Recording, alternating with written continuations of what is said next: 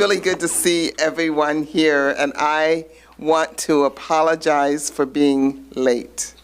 We were dealing with some issues, and time just got away from us. But then we walk in and we see so many faces, and I'm excited for this part of our meeting because we're starting the way I really like to start.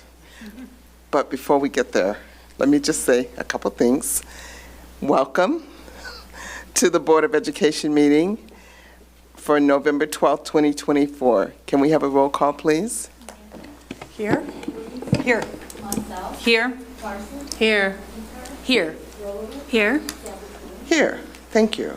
So our first agenda is written communication. Dr. Bavis, do we have any written communication? So in lieu of a public comment, the speaker had to leave, so we do have some written communication. I'll scan it and send it to you via email. Okay, thank you. Thank you. And then next is comments from the public. Do we have other comments? Aside from that written one, no, we do not tonight. Okay. So now my favorite item. So item number 6 is the student recognition. We'll start with the boys golf team.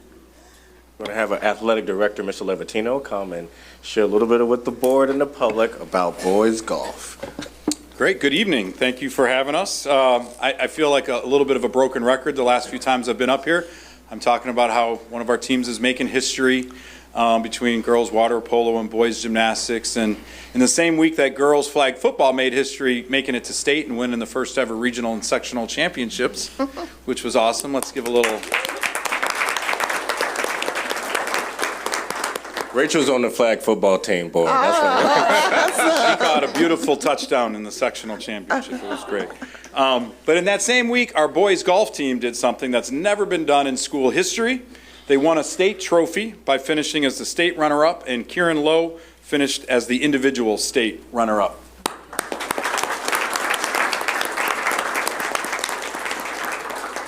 They actually shot the third best two-day team score in the history of the golf tournament at state, and the best one-day team score, and what turned out to be probably the greatest IHSA state boys golf tournament ever. There were 3 schools all within one shot of the championship after 36 holes. Our kits were actually tied with Hinsdale Central but lost on a heartbreaking tiebreaker. But we did manage to edge out New Trier by 1 stroke. For second place overall, and we completed the perfect postseason sweep of the Trevians by winning the regional championship and sectional championship over them as well. So please join me in congratulating head coach Jed Curtis and the ETHS boys golf team.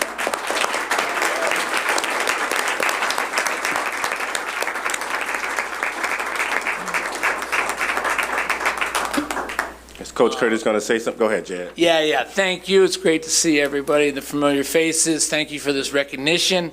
I do want to recognize the wonderful job that Chris Levatino and the athletic department did, and all the support we got from them. And also a lot of support from community members, former players, parents, people that just know what we were doing and following along. So I want to recognize them as well. And then our parents of the players. Wonderful young men that really extremely hardworking. Probably, and we had a lot of success, but probably the most thing that I'm personally proud of is how they came together as a team. We had a unique situation this year where we had kind of equal numbers of freshmen, sophomore, juniors, and seniors, and just to see them come together and support each other and really care for each other is the thing I'm probably most proud of. So thank you.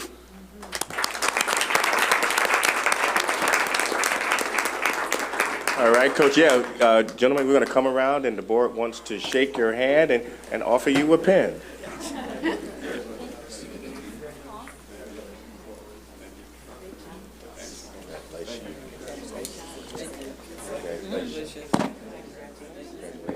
Thank you.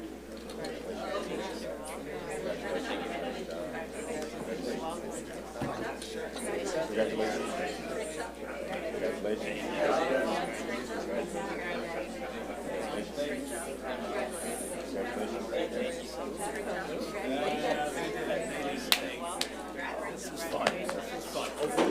That's right, that's right. We're not done yet.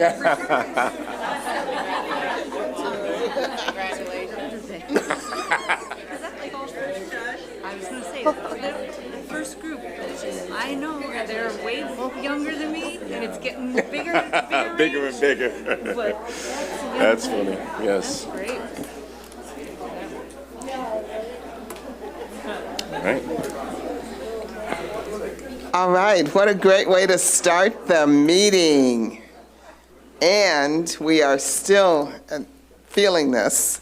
So the next item on the agenda is recognition of National Merit and National Achievement Scholars. We're going to have Beth Airy Yeah. come and share the great news about all of our National Merit and Achievement Scholars for the year. Thank you for having us this evening. The students being recognized this evening are a few of approximately 16,000 semifinalists in the 70th Annual National Merit Scholarship Program. These academically talented high school seniors have an opportunity to continue in the competition of National Merit Scholarships that will be offered next spring. These students, along with 1.3 million juniors in about 21,000 high schools, entered the 2025 National Merit Scholarship Program competition by taking the 2023 PSAT NMSQT, okay, National Merit Scholarship Qualifying Test, which served as the initial screen of the program entrance. The nationwide pool of semifinalists represents less than 1% of U.S. high school seniors and includes the highest scoring entrants in each state. The 2025 ETHS National Merit Scholarship Corporation semifinalists that are here with us this evening include Herschel Abraham, Eli Kustin,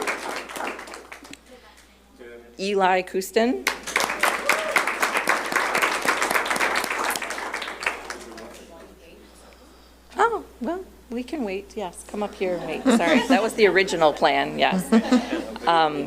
Cameron Eaton Strong,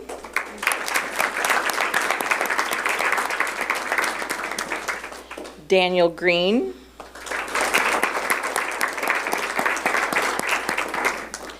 Catherine Schober, Harrison Strax,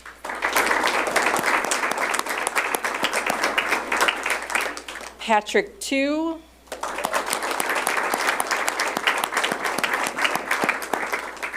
Philippa Walker,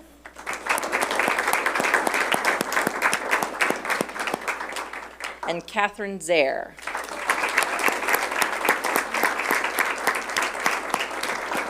This year, ETHS had 16 in total National Merit semifinalists. All right, now you take your turn around the horseshoe and Okay. meet all the school board members.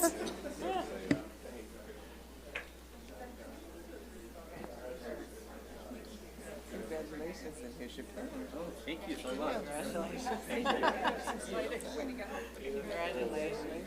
Oh, wow. Congratulations. Good job. Way to go. Congratulations. You get another one. Wait, you were just up here. Way to go. Congratulations. Congratulations. Way to go. Congratulations. Congratulations. Yep. We have another one? No. We're done.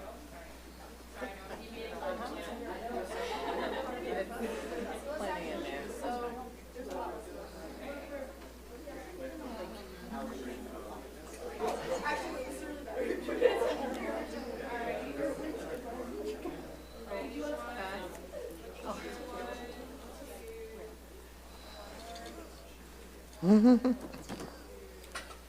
Me too.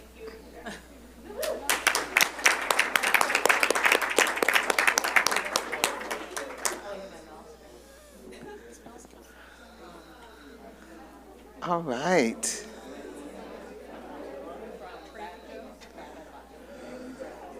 How exciting. Just give us a minute.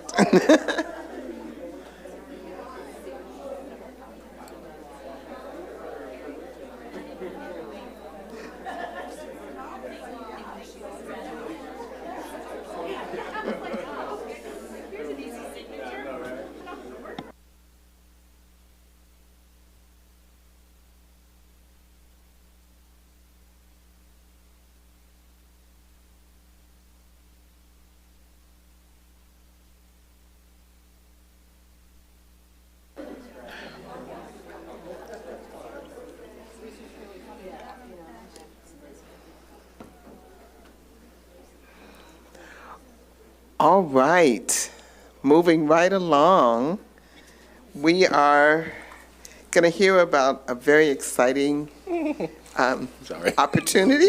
Yeah, I'm excited about it. Dr. Campbell has shared, and he is excited, so we're all excited. So, Dr. Campbell, would you like to introduce this? Absolutely. Thank you, Pat. We're excited to welcome Mr. Amit Thacker from Referral GPS. Come on, Amit, have a seat.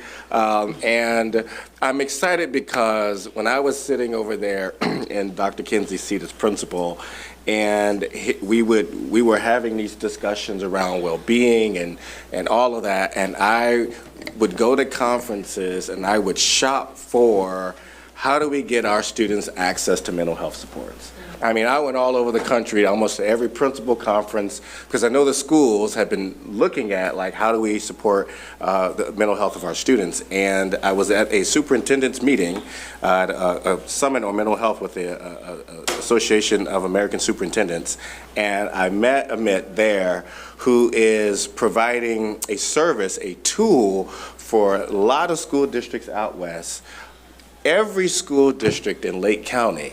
And I'm excited to welcome him here today because what we're doing is providing an opportunity for every student who's at Evanston Township High School can have access to a mental health professional, right? Like every student, can have access to therapy, which is a game changer for this community, right? Amazing. And so Amit is here to kind of talk about the tool, how it works, and how he is hoping, and we are hoping, that this tool will help us in our endeavor to support students' mental health. So Amit, take it away, sir.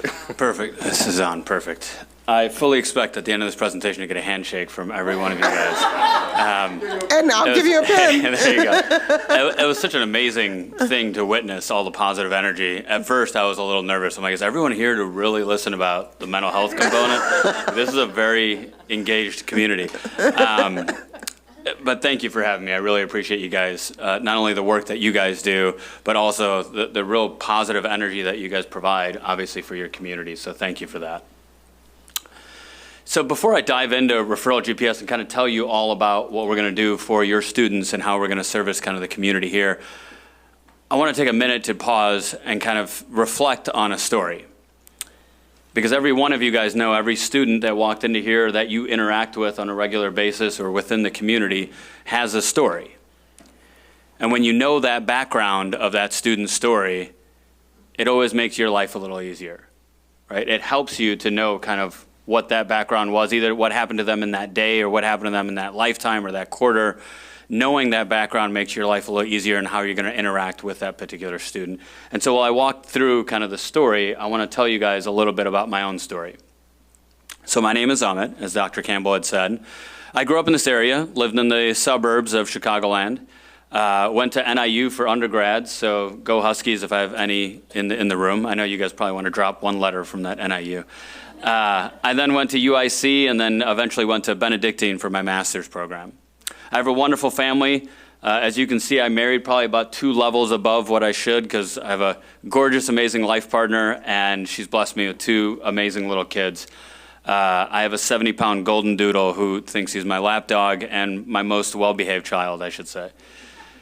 I am a business owner, so I own and operate Referral GPS, and I also spend a lot of my time doing mental health advocacy, both on a state and the local and the federal level. A lot of it around parity laws, because as you know, in Illinois, about a decade or so ago, laws passed in Illinois from a parity perspective that essentially says you should have no harder time in accessing your mental health benefits than you do your physical health benefits. And although that is a letter written in law, in practice, that could be farther from the truth, right? And so I spend a lot of time talking to local legislators on how do we take that law that's written and actually implement it in a way that creates more access into care. So I'm telling you this all, and it probably feels like a speed dating commercial of here's who I am. But the reality is, if you met me at like a neighborhood barbecue or a cocktail party at a friend's house, you may think to yourself, this guy seems like he has his life together. Like he's got a beautiful family. He's got a business that he owns and operates and feels very invested in. He's very well educated. He seems, he's very passionate about mental health and puts his energy behind something he's very passionate about. It seems like he has his life together, like he's a contributing part of society.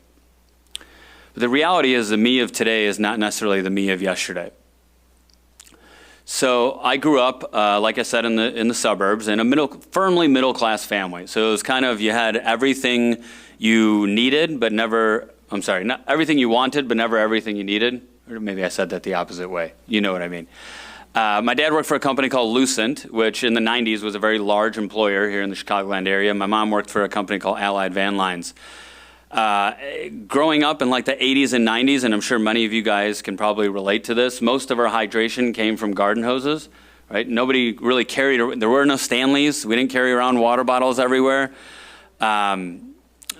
We had one cardinal rule growing up, which was you had to come home when the streetlights came on.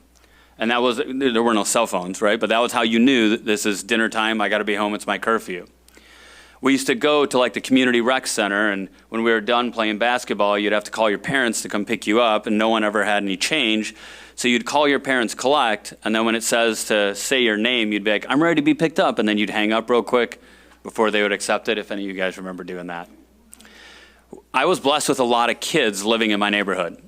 From like kindergarten all the way up to kind of senior in high school, which made for some really interesting after-school activities. We didn't really have organized sports. It wasn't as big of a thing as it is today. It used to just be all of us would meet in the field, someone would bring a ball, we'd literally use the sidewalks as like our end zones, and we'd play whatever game we could. We'd divvy up teams, and that's mostly how elementary school and most of middle school went.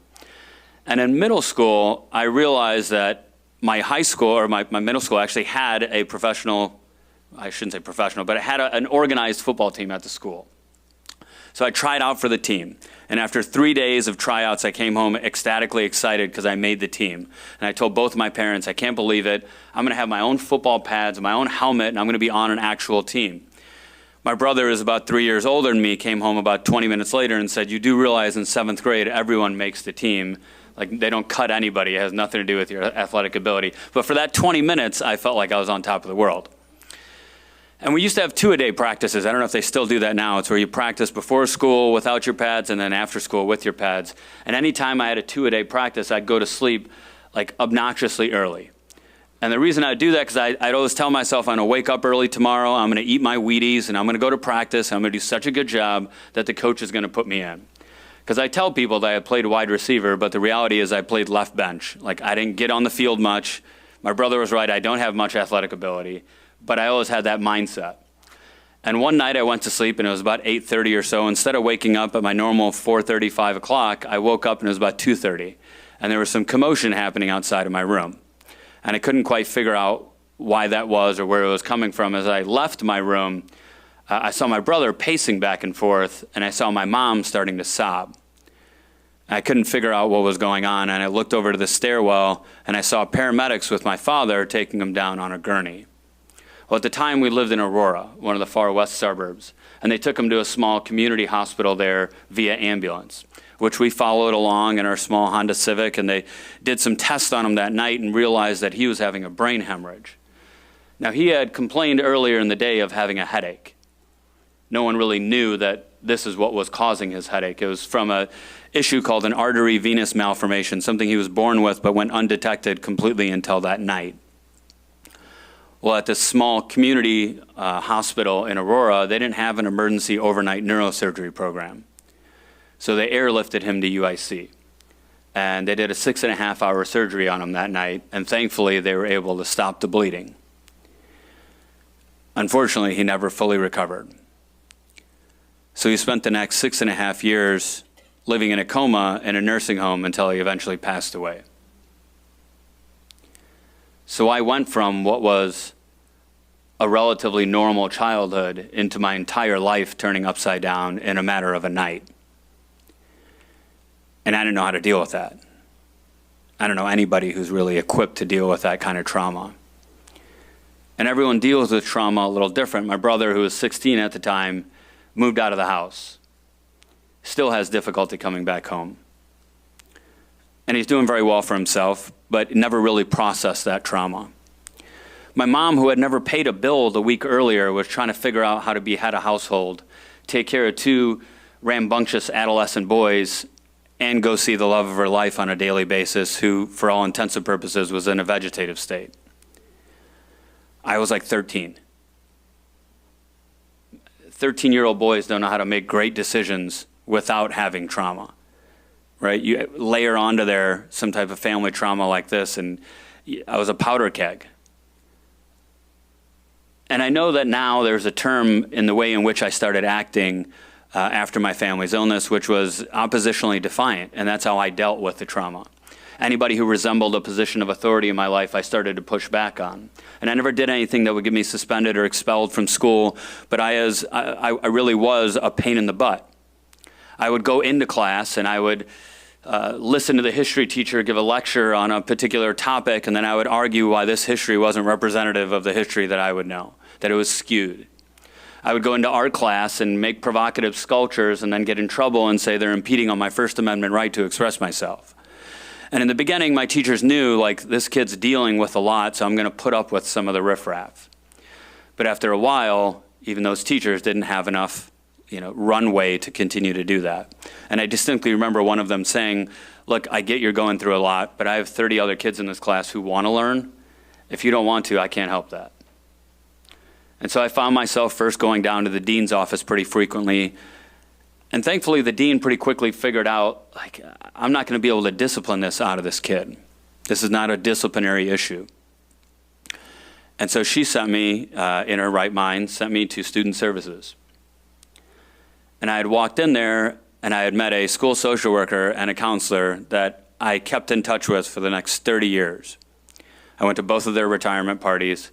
They were both amazing human beings, and they told me years later, we knew the minute we laid our eyes on you in the first conversation we had, we knew you were broken. And we didn't know how to fix you. There is no magic fix, but we knew that we were going to try. And I didn't have a 504 or an IEP plan. They didn't have any mandated minutes. No one had to spend time with me, but they did. They allowed me these 5 or 10-minute opportunities to sit and process, and that was probably the only spot in my entire life that I felt like I had some control to express who I was and what I was going through. And those small interactions truly changed the trajectory of my life. Because if I didn't have them, I don't know where I would be today. And I say that because you guys, as administrators and as school board members, may never have a child who comes back to you 25, 30 years later and says, thank you for the work that you guys do. But that's me. So I'm saying thank you all for the work that you guys do on a regular basis, helping your school staff help kids like me become who I'm supposed to be. It's invaluable.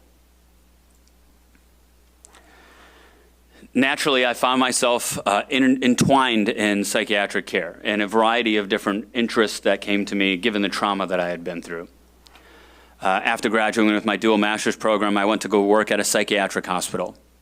And I had a variety of different positions there, but probably the best and the worst position I had was working in our crisis intake center. And the best part about that position is when I would talk to a parent and I would tell them, look, this is the right place. Here's what an assessment looks like. I'll meet you at the front door, and here's what your treatment plan may look like after that assessment. And you could hear the sigh of relief from that parent when you've given them something tangible of like, these are your next steps. Because they've been searching and searching and searching and hitting dead ends. That was the best part about that job. Worst part about that job is when you knew they weren't appropriate to come to the hospital, what do you do? And I struggled with that. struggled to the point where I was like, I don't even know if I can do this job anymore because I know what I'm giving these folks when I'm not the right person. The information I'm giving them is not great. And now I'm going to be the next dead end. And I don't know how many more dead ends they're going to go to until they give up. And then when they give up and the next crisis happens, and God forbid this is an extreme tragedy that occurs, that's weighing on my conscience. So I talked to some of my colleagues, and what do you guys do? And a few of them said, tell them to call the number on the back of their insurance card. That's what insurance is meant for. They should guide them into who's in network and who's a therapist they can see. Well, I've worked in healthcare for the greater part of 20 years, and when I had to call to help friends and family out to figure out how to navigate, I know all the acronyms, right? I get how all of it works. I have difficulty figuring out how to navigate commercial insurance. So imagine someone going through a mental health crisis for a loved one or themselves who doesn't have the vernacular of healthcare acronyms to go through and figure out where to direct to and how to get off a wait list. And so I started with a simple concept, and all of you probably, hopefully, have someone in your life that you know when the proverbial stuff hits the fan, I can count on this person to help me out. I can call them, and I may not be in the right state of mind, and they're going to help me kind of just figure out what those next steps are. And I wanted that for people who are struggling with mental health that may not have someone help figure that out. And that's where Care Navigation was born. So Referral GPS, the concept was simple, is really to work with families to help find those appointments, understand first what they need, and do a triage, and then help them find an appointment. We now work with about 90 different organizations all across the Chicagoland area. We're still based out of Illinois in the western and northwestern suburbs. All of the clients we work with are probably within a 30-mile radius of here. Almost exclusively, we work with K through 12 schools, and we work with a variety of, I'd say, about 8,000 to 9,000 different therapy and psychiatric providers in Illinois. And again, the basic premise is talking to a family and really hearing them, and then telling them, look, I don't work at the school district, so whatever you say to me is in complete confidentiality.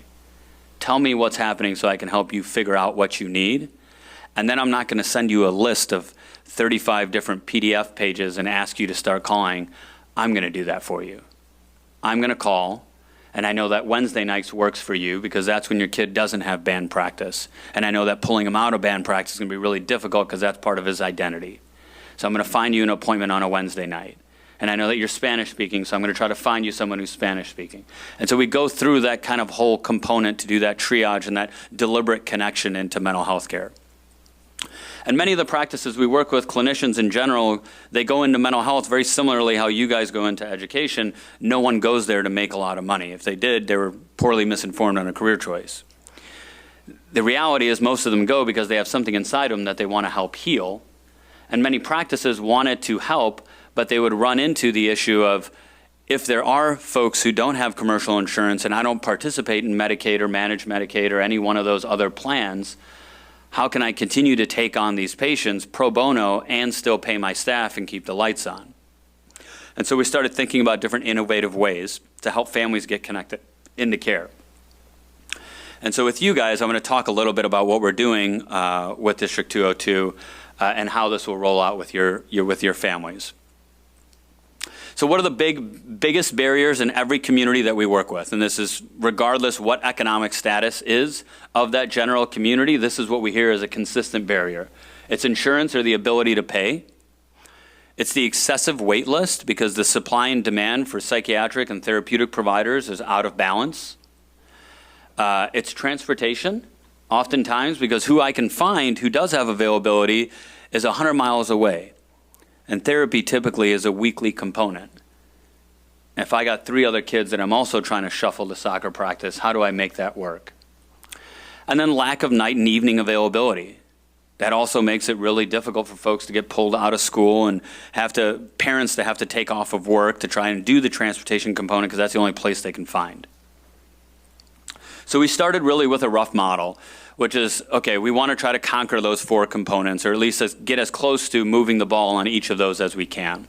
We knew that every community, no one size fits all, because everything from the socioeconomic status to the availability of providers ranges from different communities, right? Rural Peoria and farther west from there to Chicago is very different communities.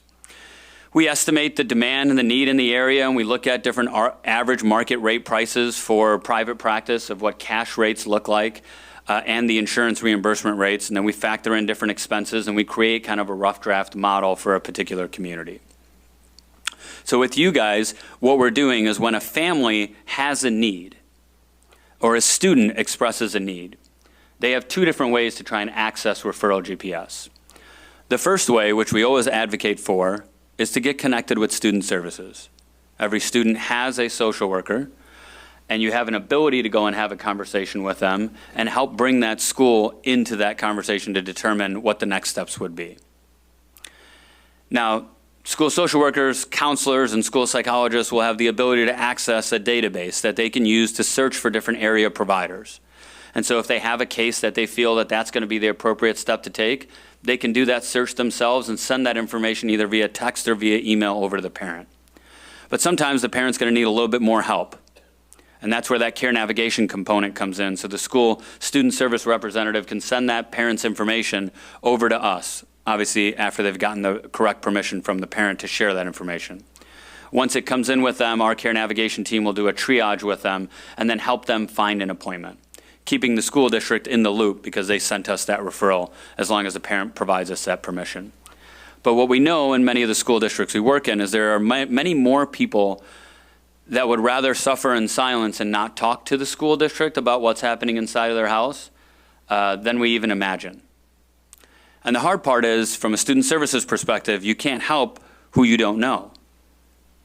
Right? Some of that is starting to get better with some universal screeners and different components that are happening inside of the school district. But we still know that there's going to be those that, regardless of how much you offer, because it is a school district and the stigma around mental health that has historically plagued us, they would rather suffer in silence than to have that conversation. So what we've created is an anonymous portal that parents can go to and search for resources themselves or request care navigation themselves without forcing them to go through student services. So now families really have both of those options. Now, when we talk to parents, we give them the opportunity to say, would you like to bring a school representative into this conversation? Or at least keep them in the loop as to what's happening so all of us are on the same page. But we respect the parents' privacy. If they say absolutely not, then we continue to move forward, and that information isn't shared to the school district other than in an aggregate format from a usage perspective so the district knows how the tool is being utilized. Now, one of the cool things that we've worked on is there are going to be some families that have financial constraints, either because an insurance coverage perspective or the one that I really like to look at is the underinsured. Underinsured meaning I have commercial insurance, but I got a $16,000 deductible. I'm barely making it right now. So even though I have insurance, that insurance is like, if I get into a car accident, that insurance is not for mental health therapy. And so I'm going to need some help in accessing care. And so we've set aside funds to be able to have some limited amount of care for families to get them connected with practices if they have a financial need as well. So it seems like a fantastic program. Next question is, how do we get the families to know about it? And that's where we'll be working with the district on awareness. So we have some multilingual flyers, both English and Spanish. We have other languages that are available as well. I forgot to mention our care navigation team is also multilingual. So we have in-house Arabic, Spanish, Hindi, Gujarati, and English. And then we also have external translators that will come in for some of the more exotic languages that we don't have in-house. Ones that have recently used is a lot of Ukrainian families, particularly after the turmoil there. Many of them have been our McKinney-Vento families that we've worked with. We've recently had a few Mandarin families that we've worked with. So we basically tell our families and our student services teams, don't let language be a barrier. Because at least that initial conversation with us doing the triage, we're able to have in essentially any language that we've seen come thrown our way. And then we make every effort to try and find a provider that matches that language. And in some cases we can, in some cases we can't. But we make every effort to do that and then have that coercive conversation with the parent to say, what are our next steps from here? So we'll have flyers and postcards. We're going to post some information onto the district website. We've drafted a letter for Dr. Campbell to review, to send out. We're looking at potentially doing kind of a press release to let the community know that this is available. And one of the most kind of effective vehicles of getting information out to families is the e-newsletter that goes out from a school district. They may not open the district e-newsletter or look at what's in the backpack or get the flyer at home that they're mailed. But for some reason, and I know it because I have a 6 and an 8-year-old, and that's probably the only email I open other than if it comes directly from the teacher because I think one of them's in trouble. That was supposed to be a joke. No one laughed. That e-newsletter article will be something that we'll also provide, and we're going to start this program very quickly. So we're looking at November 18th to do a training with our student services team, and directly after that training, start helping families get connected. So by the end of the day on the 18th, student services will have access, and then we'll look at what the communication plan looks like shortly after that. Here are just some examples of the flyers with QR codes and multi-languages so people can link to them. I don't know where we are with timing. I don't want to, a few more minutes, perfect. Few testimonials just from a couple other districts that we've worked with. And these things are very powerful. I always joke with my team that this is really the power that allows us to keep moving forward. Because as you can imagine, burnout is as prevalent in the mental health industry as it is in school districts. And you could probably do an in-service with your staff just on the compassion fatigue component of being in this industry, and the same thing in mental health. And so when we read things like we have here on the board, it helps us and reminds us, grounds us in why we do this work on a regular basis. And here's some stuff that's come back just from high school parents that we've worked with their child. So our family is growing to understand one another more each day. These therapists have been absolutely wonderful. I truly could not have picked better people for them if I had researched it myself. This is from a mental health staff member at a school district. Having a steady program like this outside of school is very important.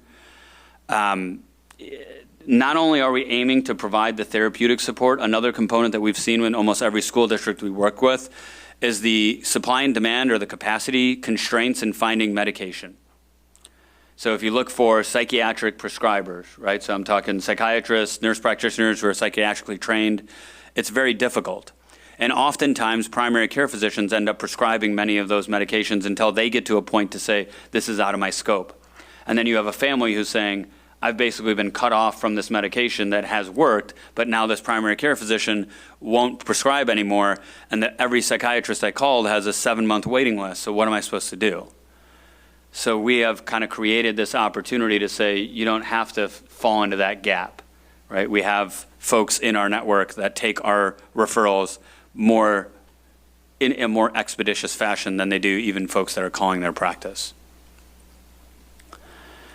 Some similar programs Dr. Campbell had mentioned. So we have a program for all of Lake County, every school district in Lake County. It's funded by the Department of Justice.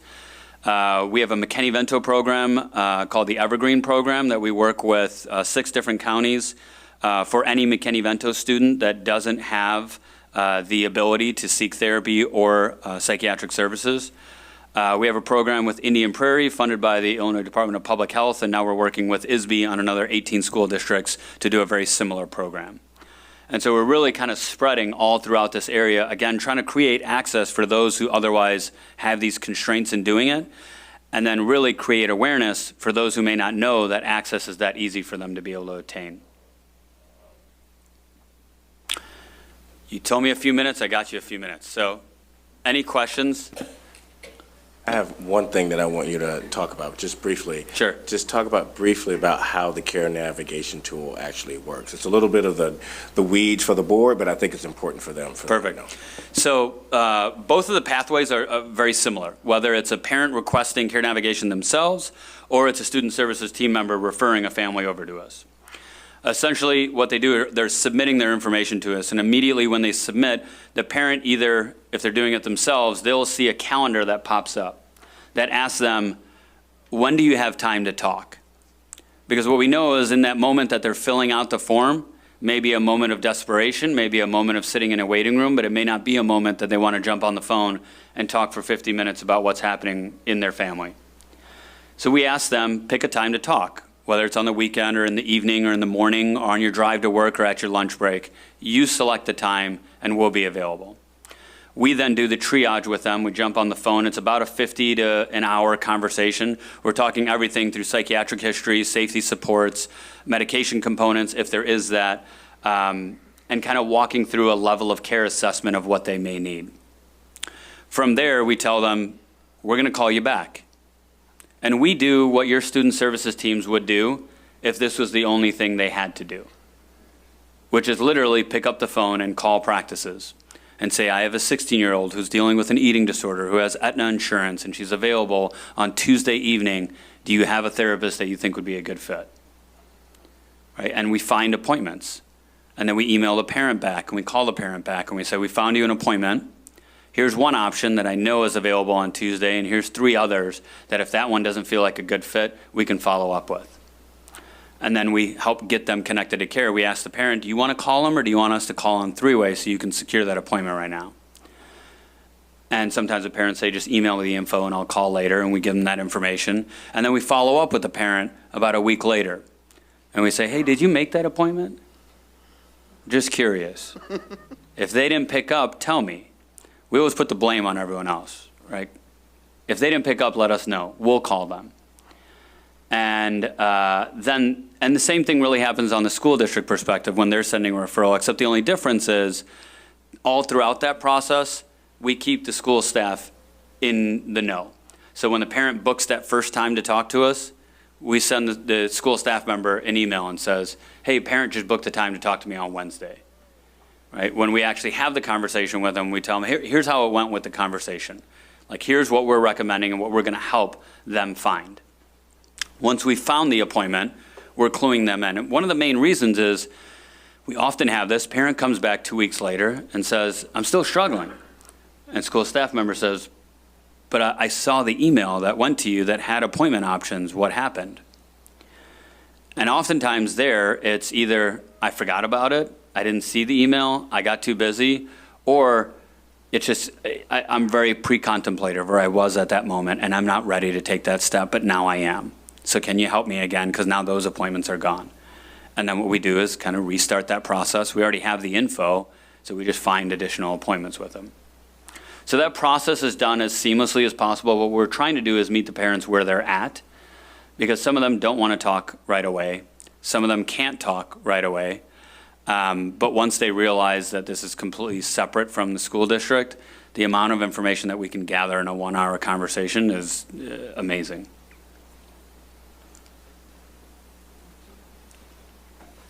It sounds excellent. Excellent. Thank you so much. Board, any questions? Leah? Okay. I'm super excited as well. I'm a former school counselor. And I just want to say that, yeah, I mean, school counselors, school social workers, they have the absolute will to be able to do this, but they just literally don't have the time. Yeah, it's just not possible. So this is amazing. What I was going to ask is, so, I mean, whatever the funding is, it's worth it. But how are you funded, or what's our responsibility as a board and a school? Yeah, great question. So we have a myriad of funding sources that we work with. So we have a lot of grants that we've secured, some through the Department of Justice or the Illinois State Board of Education, Illinois Department of Public Health. There's some private foundations that we've started working with as well that have kind of assisted.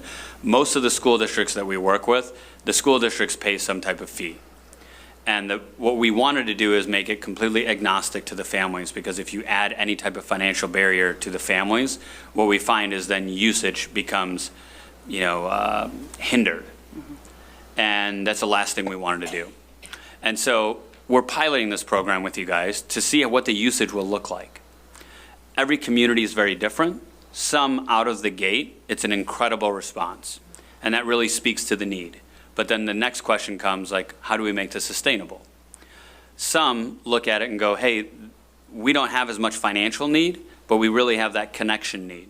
So a lot of this, I say pilot with an asterisk, because I feel like the need here will be definitive. Now where and what resources we'll utilize will be something we'll closely watch and bring back to you guys to let you know kind of the progress of where it's going and what a sustainability component would look like. And I was going to add that a part of our conversation is that we've established a care fund for families who are underinsured and have trouble with, so the district has established a fund for that. So it's written into your budget that you passed in September.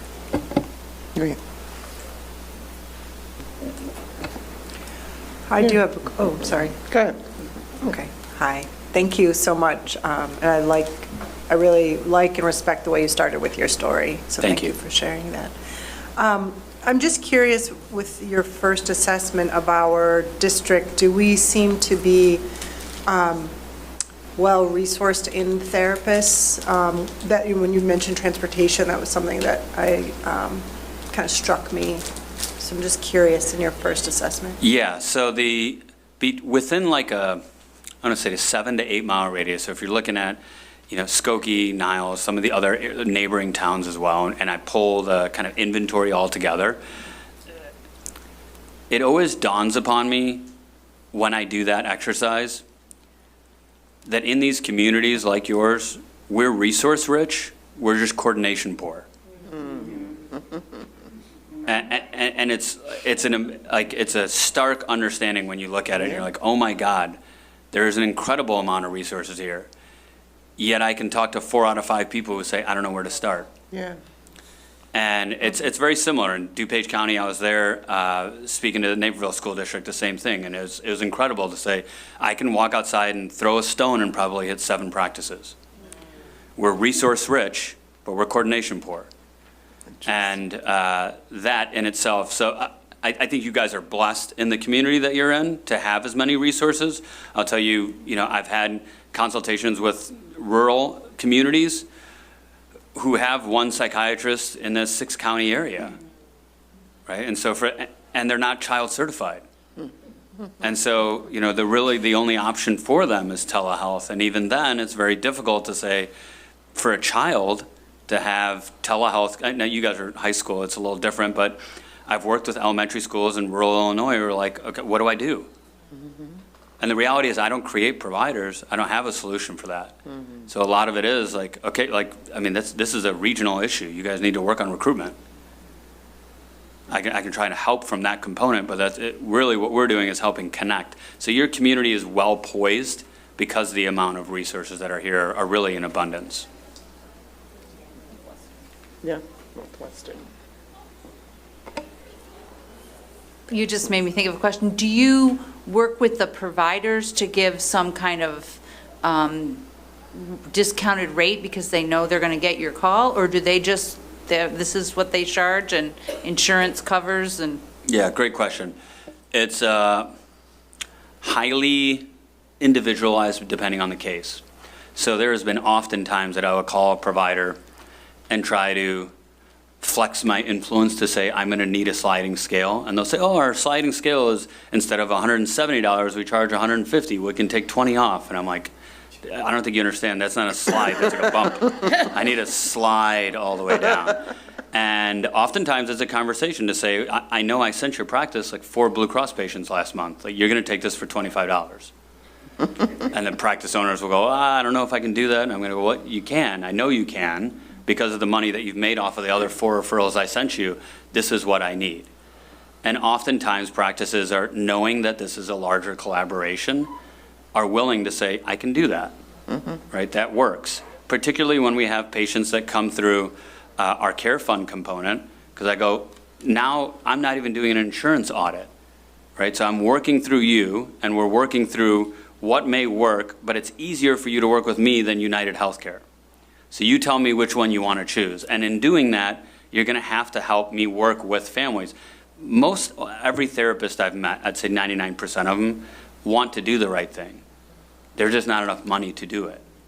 So it's kind of giving them an avenue to say, how can we do this in a way that you scratch your itch of doing good in the world, and we're helping families get into care. So I do have many providers that do that. It's hard for me to call and say, this is a Blue Cross PPO patient. Can you give them a sliding scale? They're going to go, no. We accept that, and it's against my insurance contract to give them that. I wait to flex those muscles when I don't have big muscles, but for that I do. That's when I have families who are just really struggling to be able to get into care. that's great. Thank you very much. This sounds terrific. Definitely. Thank you for being here. Thank you. Thank- Rachel. Go ahead. I just wanted to say how like incredible this all sounds because like personally I had the experience of needing like mental health support after my dad similarly was diagnosed with cancer, and it was hard to find like a resource, I think, and it felt like it was a hassle to ask my parents to go out and find that resource when they had a lot of other things going on. But it's really been like super helpful, and I think this is going to benefit so many people. But my question is, I meet with my like therapist online, and I was wondering if you guys had like that option and if it was like equally as accessible, just because I think it would open up the resources of like therapists broader than just like in the Midwest. Yeah, great question. And thank you for sharing that as well. Yes, so I would say about 70% of the families that we talk to want to see someone in person. And that's shifted a lot since COVID. I feel like there's been a swing back the other way where most folks feel that stronger connection having the face-to-face component. It's part of why I don't do Zoom presentations when I come out to speak to the board, and I prefer to drive out here to see you guys all face-to-face. But I also know from a scheduling perspective, I have a 6 and an 8-year-old right now, I'm missing bingo night. So for them, and for a lot of people, scheduling is very difficult. So yeah, I have many more online Illinois licensed providers that I work with than the ones that are just in this community. And depending on how hyper-specific a family is looking or an individual needs something, oftentimes online may be the only way we can go, right? So some examples of that recently we've worked with is like, I need a Polish-speaking medication prescriber who sees child and adolescent, and the mom also wants an appointment. I didn't have someone who was Polish speaking within like a 4-mile radius of where the family was. They also didn't have transportation. So we had to work with an online therapist and figure out how to make it work, or an online psychiatrist. But we were able to do that. So yeah, online is definitely a component that allows us to have much more capacity than if we only focused. But if a family says, I only want to see someone in person, then we kind of narrow that search. That sounds really great. Thank you. Thanks, Rachel. Thank you guys for allowing me to come and share my story and share the evening with you and leave here with such positive vibes after the recognition. I'm going to go home and try to tell both my kids, I saw Merit Scholars today. So thank you. I'm also envious because I can't hit a golf ball to save my life. So high schoolers are doing it. Thank you, Amit. Thank you. Oh, yeah. I'll get one of these. I'll get you one of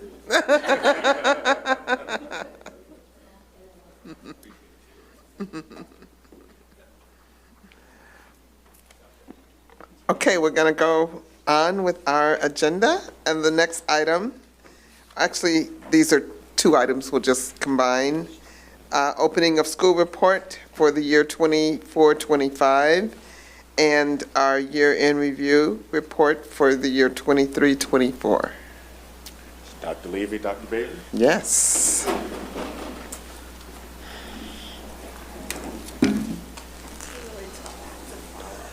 What'd you say? It's a really tough act to follow. I know. Buckle up. No. All right. Bear with me, I got a new tech. All right. Let's go.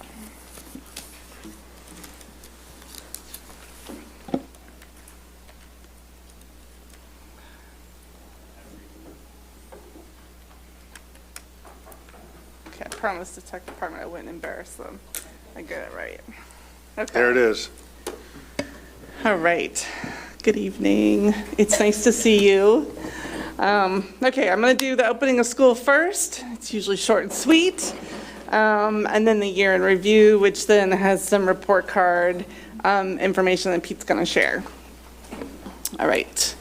So this year's enrollment, full enrollment 3570. It's pretty similar, down 20 students. That's not really a big change.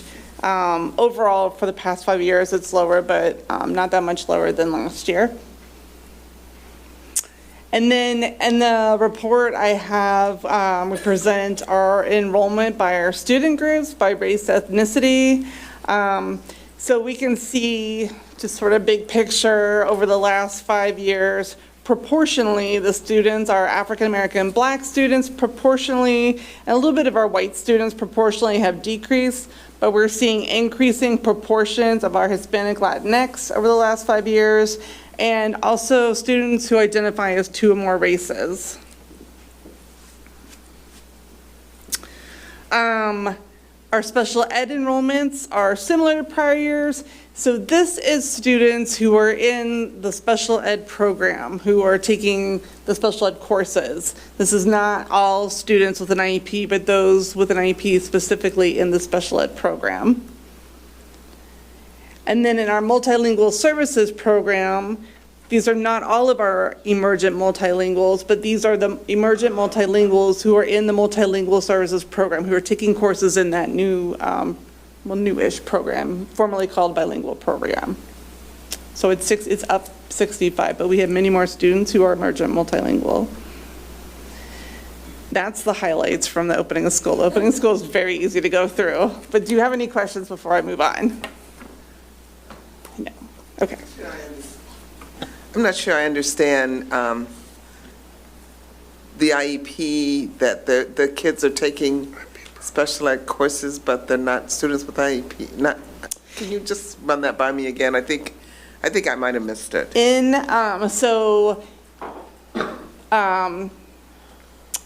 Students with an IEP, right? Students in the special ed who are in special ed, the program, all of their courses are in this. So, I mean, I'm so sorry.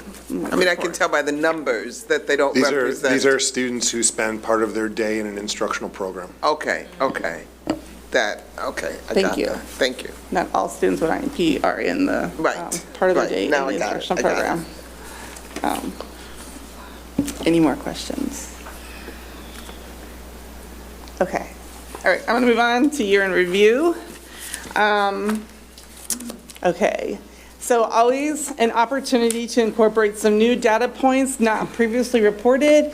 We looked at your new district goals and try to realign the report to the district goals or new goals. So we've got some new measures that we've added and some that we've been trying to add over the last couple of years.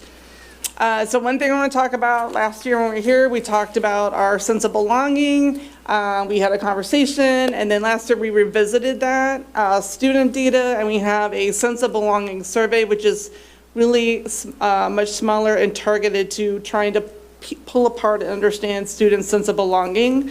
So we have some of that data to share. We have some additional career readiness measures, including our work-based learning experiences, but we have industry credentials. And this is the first time we're going to report some honor society data. And so it's organized by 3 sections, still like in the past. We have past several years, social emotional learning and well-being, which is the sense of belonging and connectedness, and student involvement in extracurricular activities. Academic and attendance, which includes average daily attendance, GPA, and the early college report, which I'll explain a little bit more. And then a post-high school planning, we've got our career pathway info sessions, work-based learning experiences, which in some summer internships, some data that's new this year on industry credentials, and then the graduation rates. And then we have the post-secondary enrollment data. Okay, so this report is from last year. So all the students enrolled last year, as opposed to just a graduate cohort. So there are some measures that we only report the class of 2024. For example, the GPA, it's like the final GPA at the end of their senior year. So that's consistent with prior reports. So we've got the class of 2024, 25, 26, and 27. So last year's freshmen through seniors. And just one more note, is this includes data for students enrolled in buildings 1, 299 alt school, and the day school in building 5. So academic measures are not, we don't have those for students who are off campus. They're not taking courses here. So that's just one thing to keep in mind. And we're continuing to focus on reporting and data visualization through an equity lens. One new thing that I have this year, and I mentioned it to you when I was here last time, kind of introducing the data dashboard, is we have a space for all of our student groups, even if don't have enough data to report them. So for example, American Indian, Native American, Middle Eastern, North African, and Native Hawaiian or other Pacific Islander, we have them, they're named, but I don't always have the data to report them. There are some places I do. If I see them reported on the report card, I'm gonna put it in here because it's publicly available from the report card. Okay. I have a few slides on highlights, but I'm gonna go through all of these, so I'm gonna skip these slides. But they're all here if you wanna go back to them, we'll post them later. Okay. All right, so our sense of belonging data. So I'm going to start with, we had a survey, we had about 10 questions, not quite, where we asked students kind of a different series of questions to sort of understand how they feel like a sense of belonging, connectedness at ETHS, and how are we understanding the culture of care. So one question is, I feel like I belong at this school, and students were asked to rate their level of agreement, whether or not they strongly agree to strongly disagree. And so the way these charts are represented is the green is the students percent that are reporting they strongly agree or agree. The yellow is kind of a neutral, neither agree nor disagree. And then the blue, the light blue, is whether or not they disagree or strongly disagree.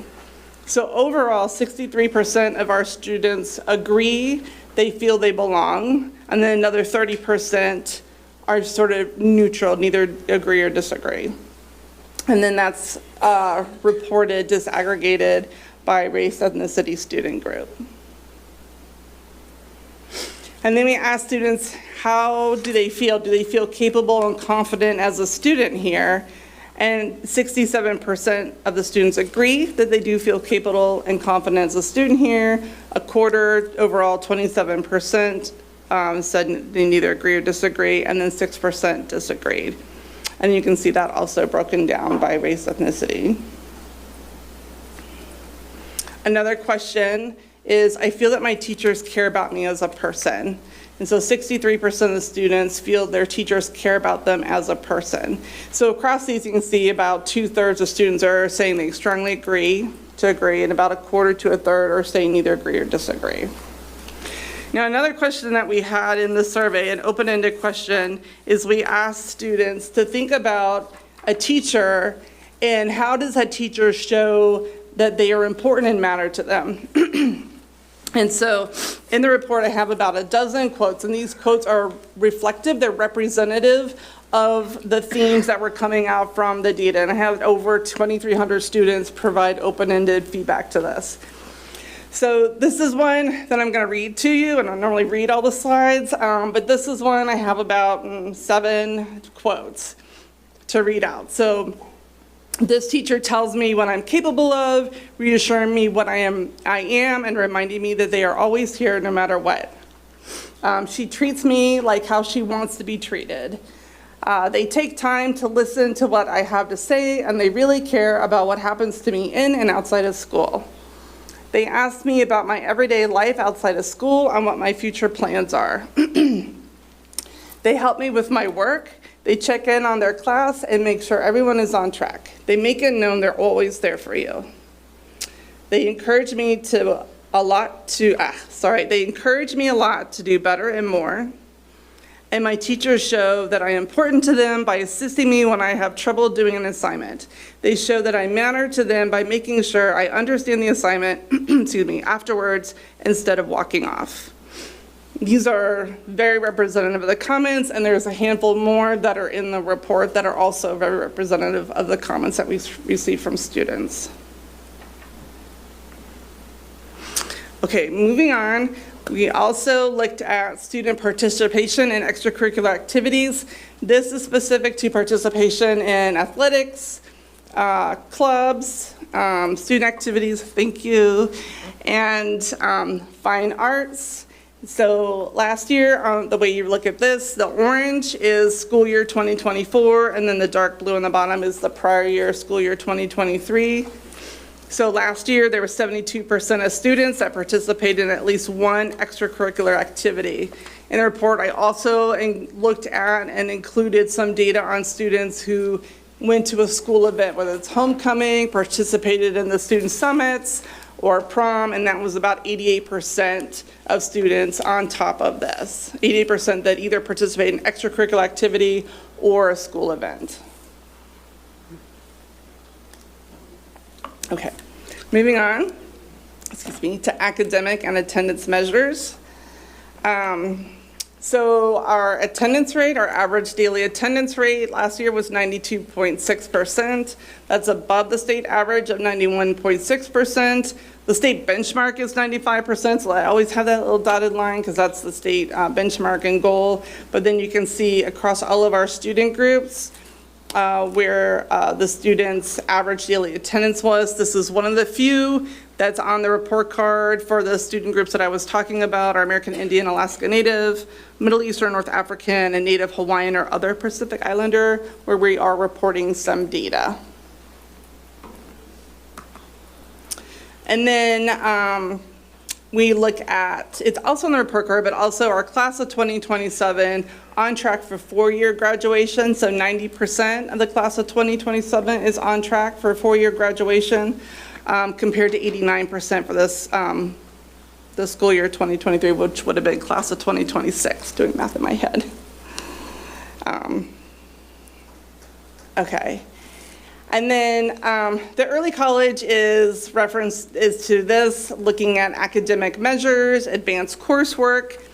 And so the blue bar, the blue section of the bar is the percent of students who took at least one AP, Project Lead the Way, or dual credit course. And then the yellow is, in addition, adds on plus honors. So for example, 79% of the seniors last year, the class of 2024, took at least one AP Project Lead the Way or dual credit course, plus another 19, so that's like 98% that had honors AP Project Lead the Way and dual credit.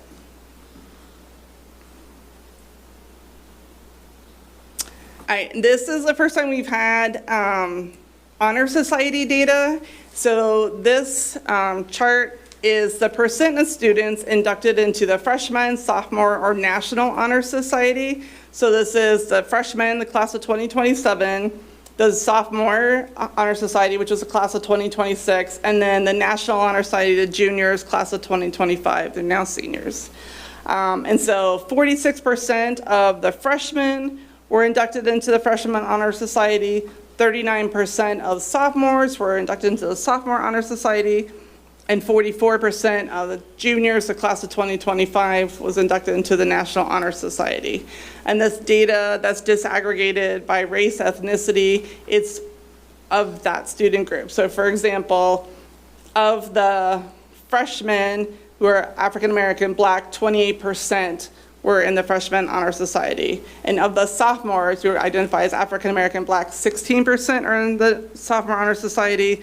And of the African American Black students from the class of 2025, 28% were in the National Honor Society. So that's how you read that for each student group.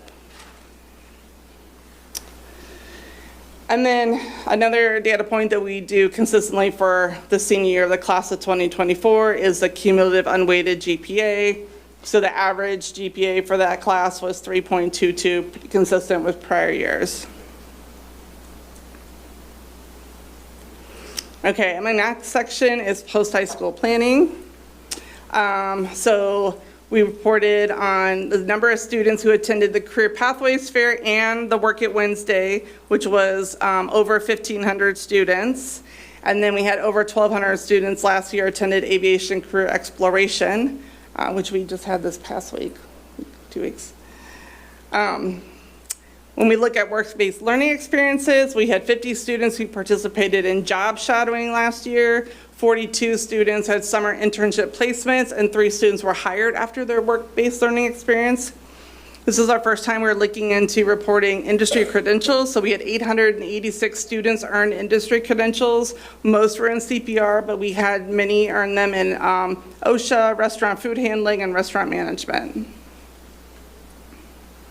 And then our graduation rates, four-year graduation rate for the class of 2022 was 93.2%. Excuse me, and then the class of 2023's five-year rate was 94.9%. The rest of this data is disaggregated by student group in the report. And it's also on the report card.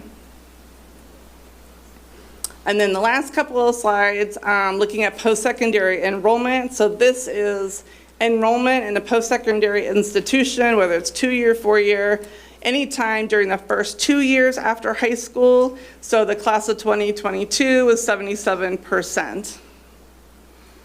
And then we've been looking at 6-year post-secondary graduation rate.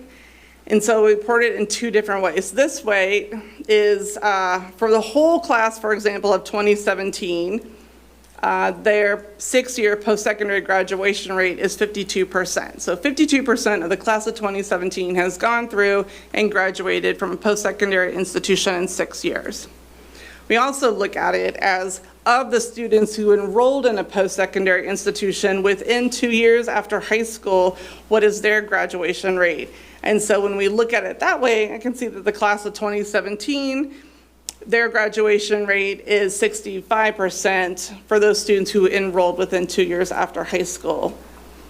And that's higher than the national average, I believe. Okay, those are the highlights from the report, but I'll pause, or unless you want to do the report card. No, we can answer questions Okay. about this. If there are questions. Okay, thank you. Questions? Anybody? Gretchen?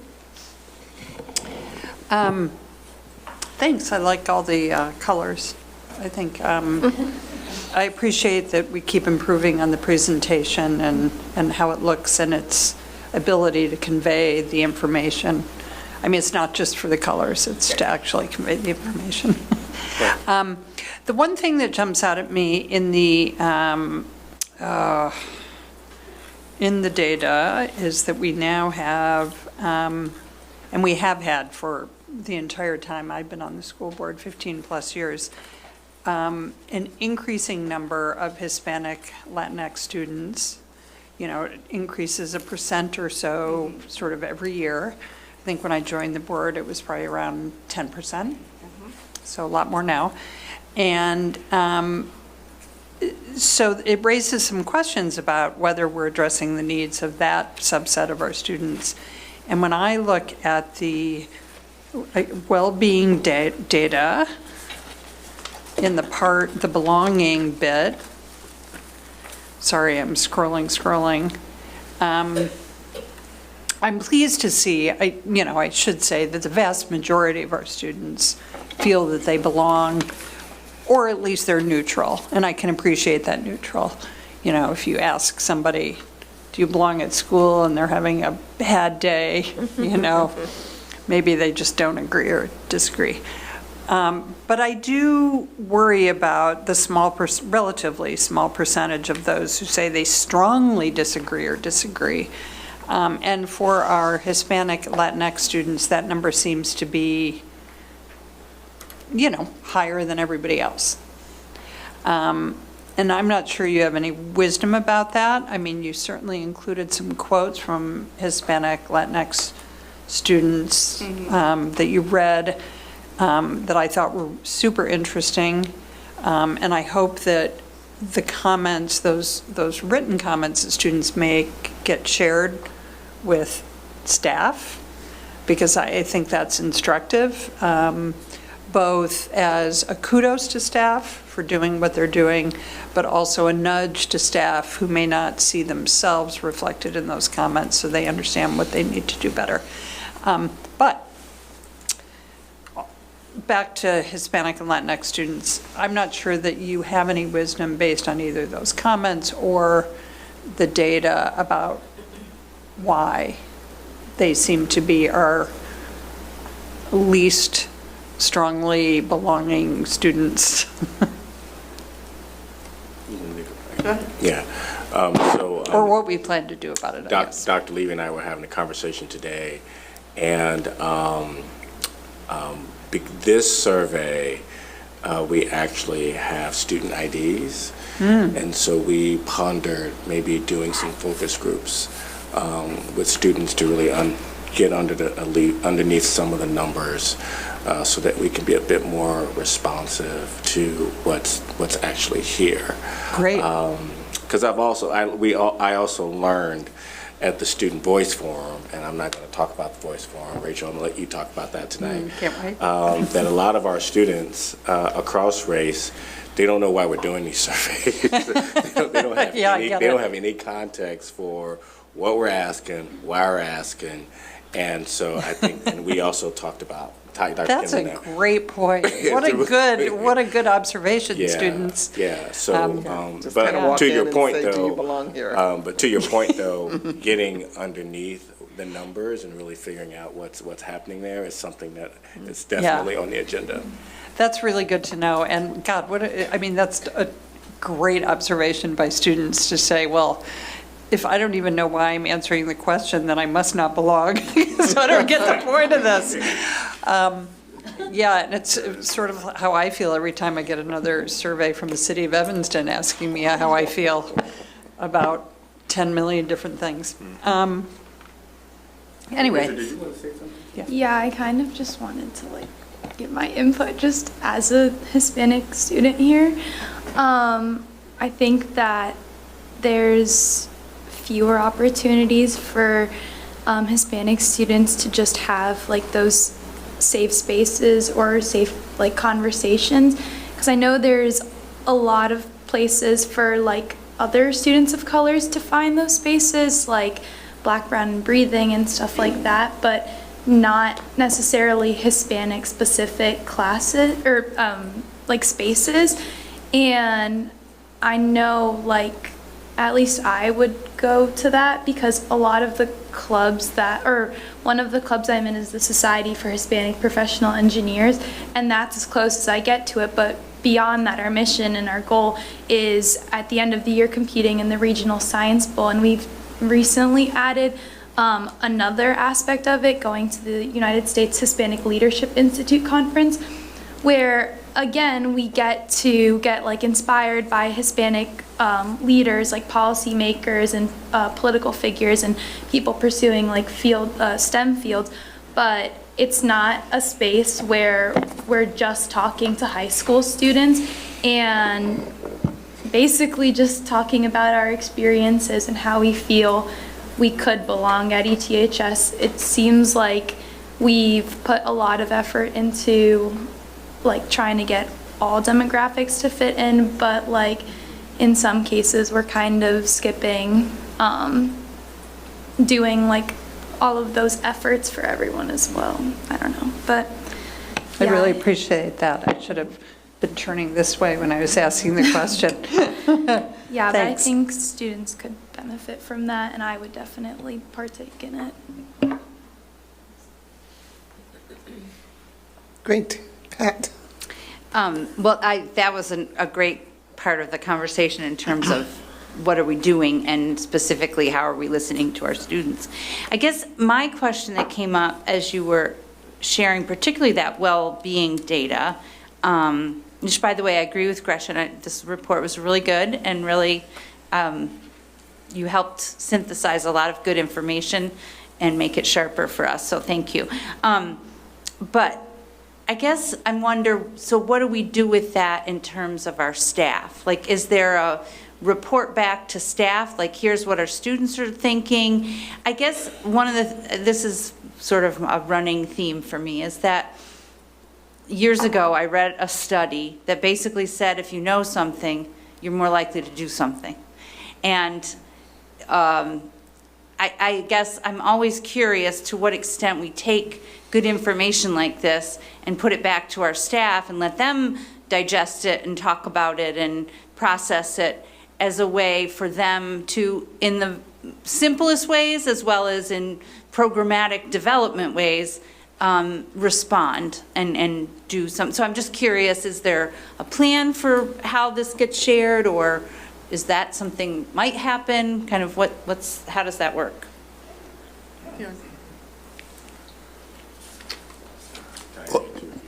Yeah, if you want to go, Ty, you can jump in. Yeah, so I think it's a great question, and part of what we know that we will plan to do is, and we share out the information from the well-being surveys on a regular basis, but broken up throughout the year, right? And as a reminder of how do we ground ourselves? What are our students' words, right? The quotes that you created.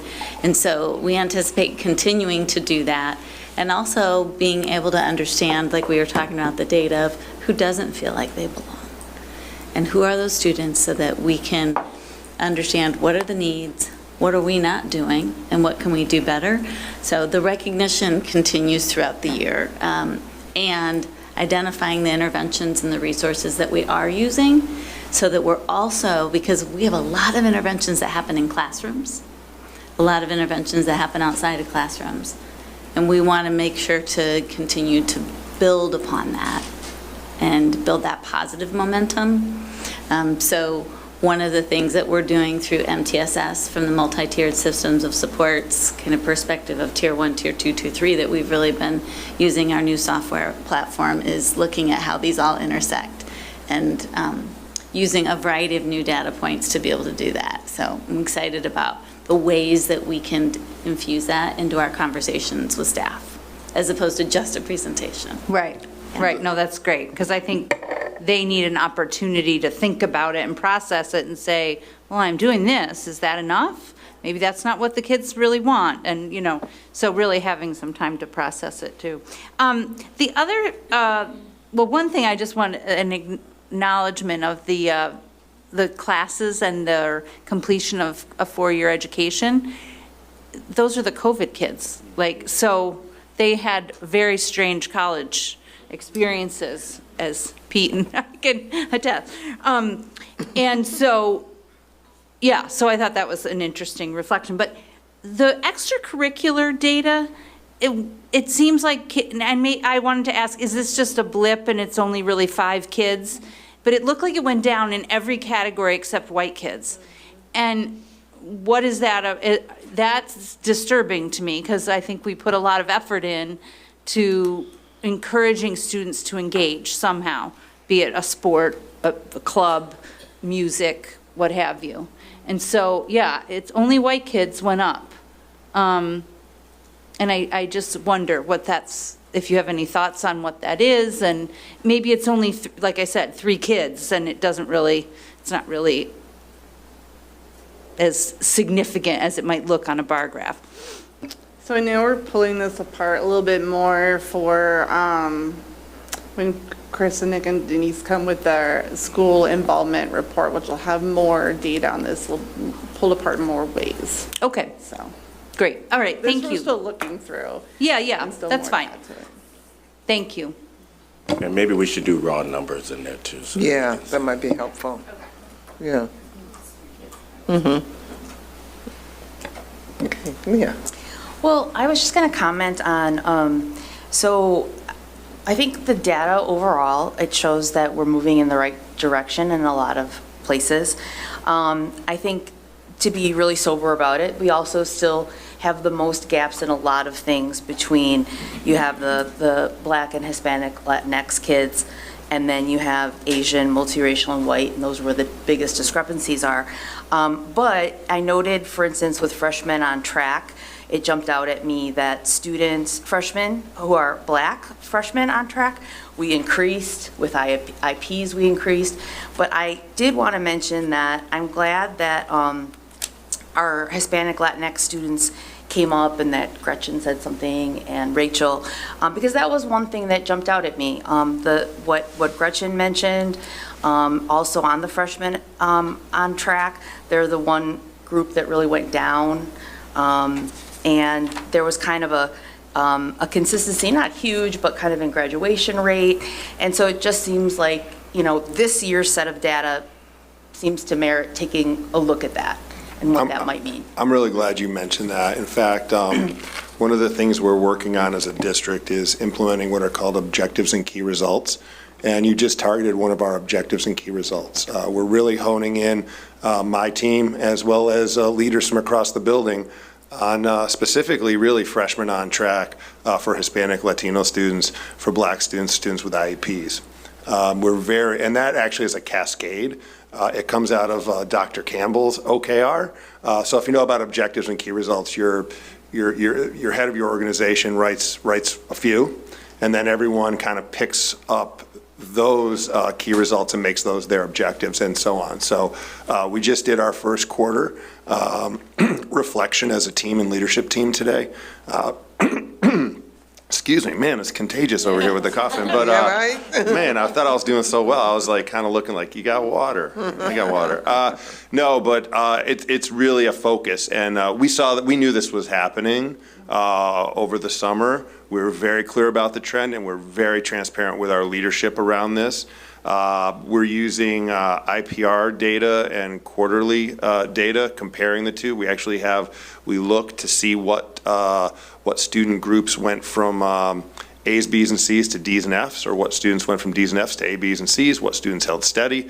And we're having conversations, our chairs and other leaders are having conversations with folks around this, and it's a nice way to put this on the front burner. Ongoing. It's always there, but like when you're held accountable in a meeting and it's kind of like, okay, now stand up and walk around, talk about your OKR. What are your challenges? How are you doing? It's actually really beneficial. We're doing well. We got work to do.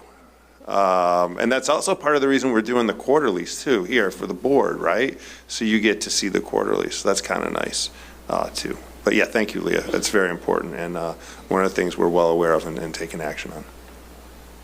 I was actually thinking about those quarterlies as I was going through this report and thinking about how these colors and this data will be integrated into those quarterlies, and maybe that would be a good time to kind of touch base and think about how we are making progress with some of these issues that we're talking about. Yeah, I have a note about that in my report tonight, so stay tuned. Okay, awesome. Okay, go ahead, Mira. Well, thank you. I always keep these in my office stack because I want to model my reports after what you do. So I really appreciate your work. I'm just thinking, I would like to invite us to maybe in our near future set a benchmark, similarly to our attendance, for instance, on our belonging. And sense of belonging for our students, because I would argue the neither agree nor or disagree and then strongly disagree. So yellow and blue are not what we want. And then when we look at our green, we know that if we can at least stipulate that the kids understand the question. Do they feel that they are, belong at our school, then we would want that to be much higher. But I would just be so curious to what would be our level of, in a sense of a benchmark. Do we want 80% of our kids, 90%, 95%, whatever it may be, and then kind of set that as a goal. So just an invitation to think about. Yeah, we don't really know what the neutral means, Well, right? you have your outcomes and measures for, was it Goal 2? Right? And I don't think we set benchmarks, or what do we set? I just pulled it up here. It just says, we didn't set any benchmarks, which we can do, but the board would have to decide where you would want that benchmark to be. Or we could do it internally and just, that's what I'm just saying. Because we've been down that road before when the board was setting outcomes and measures. Yeah, I definitely could see that being an internal goal set and just sharing it with us. Okay. But, Right on. I love the weeds, but I don't need to be in there. I'm also really glad we're talking about belonging because we had David Yeager come out as part of our speaker series in our Ecology of Learning, and he spoke to belonging and the mentoring mindset and doing work with students and being transparent about that. He ran a few workshops with our teachers as well as doing a keynote, so it's also front of mind, right? Belonging isn't just a T-shirt, it's a way of being, it's a way of teachers working alongside, because we ultimately, and this is what I really liked about what Carrie put together, we want to go from belonging to mattering, and those mattering quotes were really, really powerful. Yeah. Yeah, I was going to say that. I remember saying that last year. After Summit, yeah. After Summit, Right.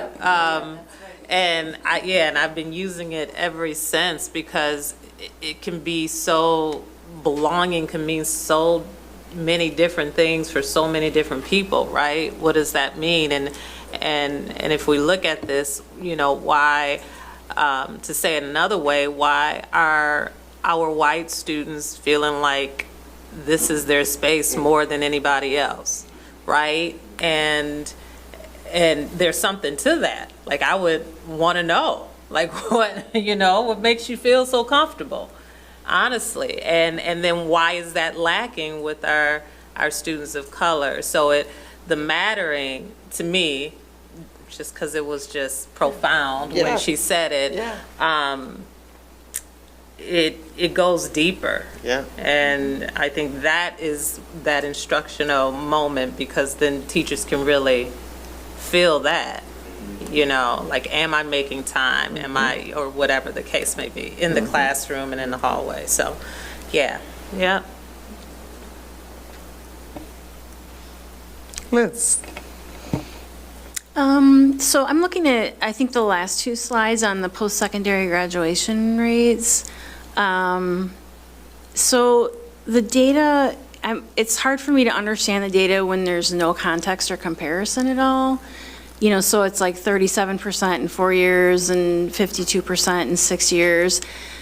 I would be so curious to see this data compared to like the Illinois averages, or if there's an Illinois benchmark or anything that I could get a better understanding of where we stand in this area.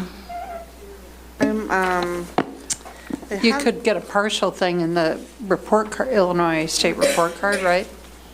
Yeah. Yes. That would And give you the state comparison, I think. Looked at, I'm sorry, I'm just trying to flip through here, the National Clearinghouse. This comes from, we look at our clearinghouse data, National Clearinghouse data. And they're always behind. So the most recent report I had found was Completing College in November 2023, which I referenced, and that gave some state and some national. So for example, and they are looking at students who enrolled first 2 years after high school and then graduation within 6 years. So our class of 2017 was higher than the national 6-year completion rate. So our class of 2017 was 65%, was higher than the class of 2017 nationally, which was 62%, but it was pretty consistent with the state of Illinois. So I can find that for each year, but if you want, I can probably look around for a little bit more if there's something more you're looking for. I mean, if it's in the Illinois state data, I can probably look that up too. You're only going to find the enrollment. You're not going to find the graduations. Okay. But the enrollment's in there. Okay. Mm-hmm. And our enrollment actually is better than the state every year by graduating cohort, but they don't have the 4-year and 6-year graduation rate from college. Okay. It's not reported, but I wish it was. That just brings, I just want to there's a question out there around like post-high school planning and its impact and the inability to measure it. So, we only know, and this is really important because we talk a lot about like viable post-high school plans. The only one we can actually check off is, did a kid go off to college and did they graduate? That's the only thing we have access to. And it's really important not to conflate and say, well, if 78% of our kids go off to college, that means, 22% do not, and they don't have a plan. No, that might mean that 22% actually have a plan and went right in the workforce. Yeah, Or somewhere, and the truth is somewhere in between. yeah. And we don't get students W-2s, we don't get graduates W-2s for obvious reasons. And Pete, it's not like we have their Equifax, like. Correct. Like Boston does. Right, Boston has the jackpot. Boston tracks all of their graduates, Do they really? all of them. It's pretty incredible. Wow. I don't know what kind of legal loop, I don't even want to know. We're not there. State of Illinois is not going there. And their credit, and it's through Equifax. They have some data sharing agreement. It's wild how they're able to track. And they can where do they ended up to work and where they're paying Oh, yeah. taxes, all of that. It's All of it. They were able to track. Wow. Seems very That seems invasive, doesn't it? So Evanston I'm not community, we're sure. not doing I'm that. not sure that I want that. But I did think that's important because every year I get that question from folks in the community and they just come up in with that general. kind of conclusion. So we just have to be really careful about those assumptions. The only thing we can actually credential is the graduation. And that's for, I'm going to add, for schools, colleges, universities that submit data to the clearinghouse. Okay. I don't know what percent don't, but I do know every now and again, there's something that will pop up that a student will have like a graduation, but there's no data from them prior from that school. So I don't think it's big, but it is probably a little piece. Yeah, okay. Thank you. Interesting. Very interesting. Additional questions, or should we do the school report card briefly? This is the swan song for the SAT data. They're going to move to ACT this year. That's right. I'm conflicted about that, actually, because it means we have to redo our entire data set, and there's no true crosswalk, and they have to establish benchmarks. So I don't want to really go down that rabbit hole, but let's just talk about this.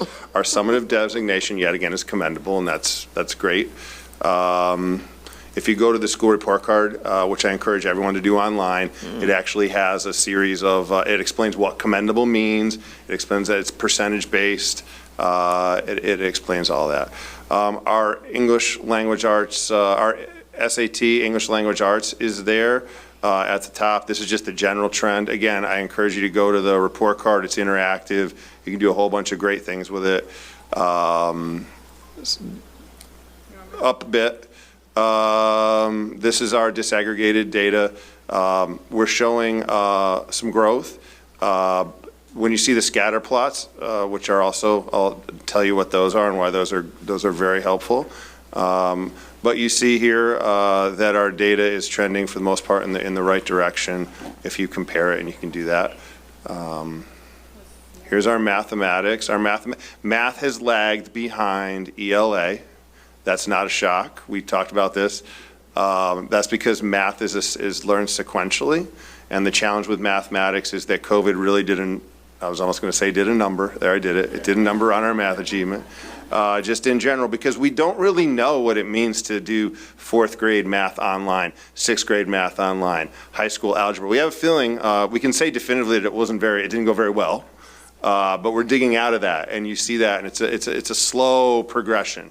And it doesn't affect each student group equally. It disproportionately has impacted Black African American students, Hispanic Latino students, students with IEPs. So that's important to note. And there you see our disaggregated data for mathematics. And when I say it's lagging, it's really, it's a significant challenge when you look at that. Keep going. So here's the interesting news. If you do one thing, if you're at home watching this, I encourage you to go to school report card, click on academic progress, and then click on scatter plot, performance scatter plot. Here you see the English language arts proficiency in Illinois for white students by school. That red triangle is ETHS. To the left and up are CPS magnet schools. To the left, just down from us, is Stevenson High School. To the right of us is Oak Park River Forest, and further to the right is New Trier.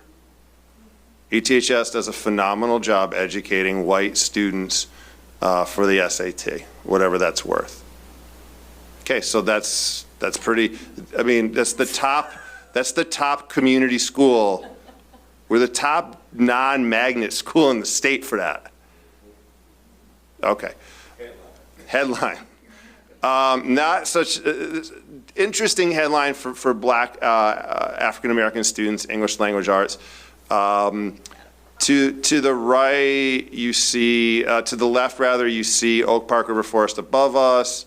You see a variety of magnet schools above us. But again, in general, compared to other schools with similar demographics, doing a fairly strong job. From that triangle to the right, the percentage of Black African-American students increases. And when you go to the left, that's a smaller population of Black African-American students. So you see that there. Again, that's a good headline. That's a good news story as well. Latino Hispanic students, you see work to be done. And we knew this when we were talking about this. This is part of the reason we're focusing. We're in the middle of the pack there. It's not where we want to be. We want to be leading the pack for everyone. And it's not to say we aren't going out and learning from other schools and trying to figure stuff out. That's what we do here. So we're going to continue to do that. But I just, that's our ELA in terms of the scatter plots. And when you hover over these in real time, you get the schools, which is kind of cool. Yeah. So go next. Here's math. Our math achievement. Again, remember, we're still digging out. It wasn't a great percentage of students meeting or exceeding, but when you compare it to other schools in the state, we're near the top. Again, that's for white students. It's not quite the same story as the English story, but it's strong. For Black African-American students, similar pattern.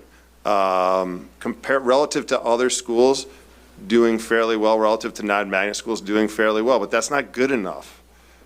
It's not nearly good enough, especially when you look at what the average meet exceeds is in Illinois for students, which we consistently beat for every student group. And there you see our Latino students, again, in the middle of the pack, plenty to learn, plenty of room to grow. So if you get a chance, go to the scatter plots. There's a ton of great stuff on the report card. It is a massive interactive experience. Gretchen. Yes, it is. There's a lot of stuff you can keep clicking on. But just one small question, when you click at the boxes on the left, the box called School Highlights, I was all excited to see what our highlights were, but when you go there, we don't have any athletics, awards, facilities, programs and activities, we don't have anything there. It's like zero. Why?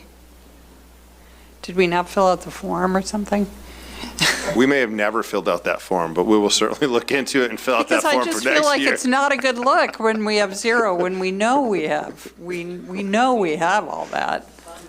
Totally. So I have it open right now, and I'm just, We have zero courses or programs in physical education and health. Right. That's not which is wrong, right, obviously, but somebody's going to click there. Right. Maybe somebody who doesn't like PE, and they're going to say, that's the school for me. That's the school. Or athletics, total of zero programs, and we just showcased one tonight.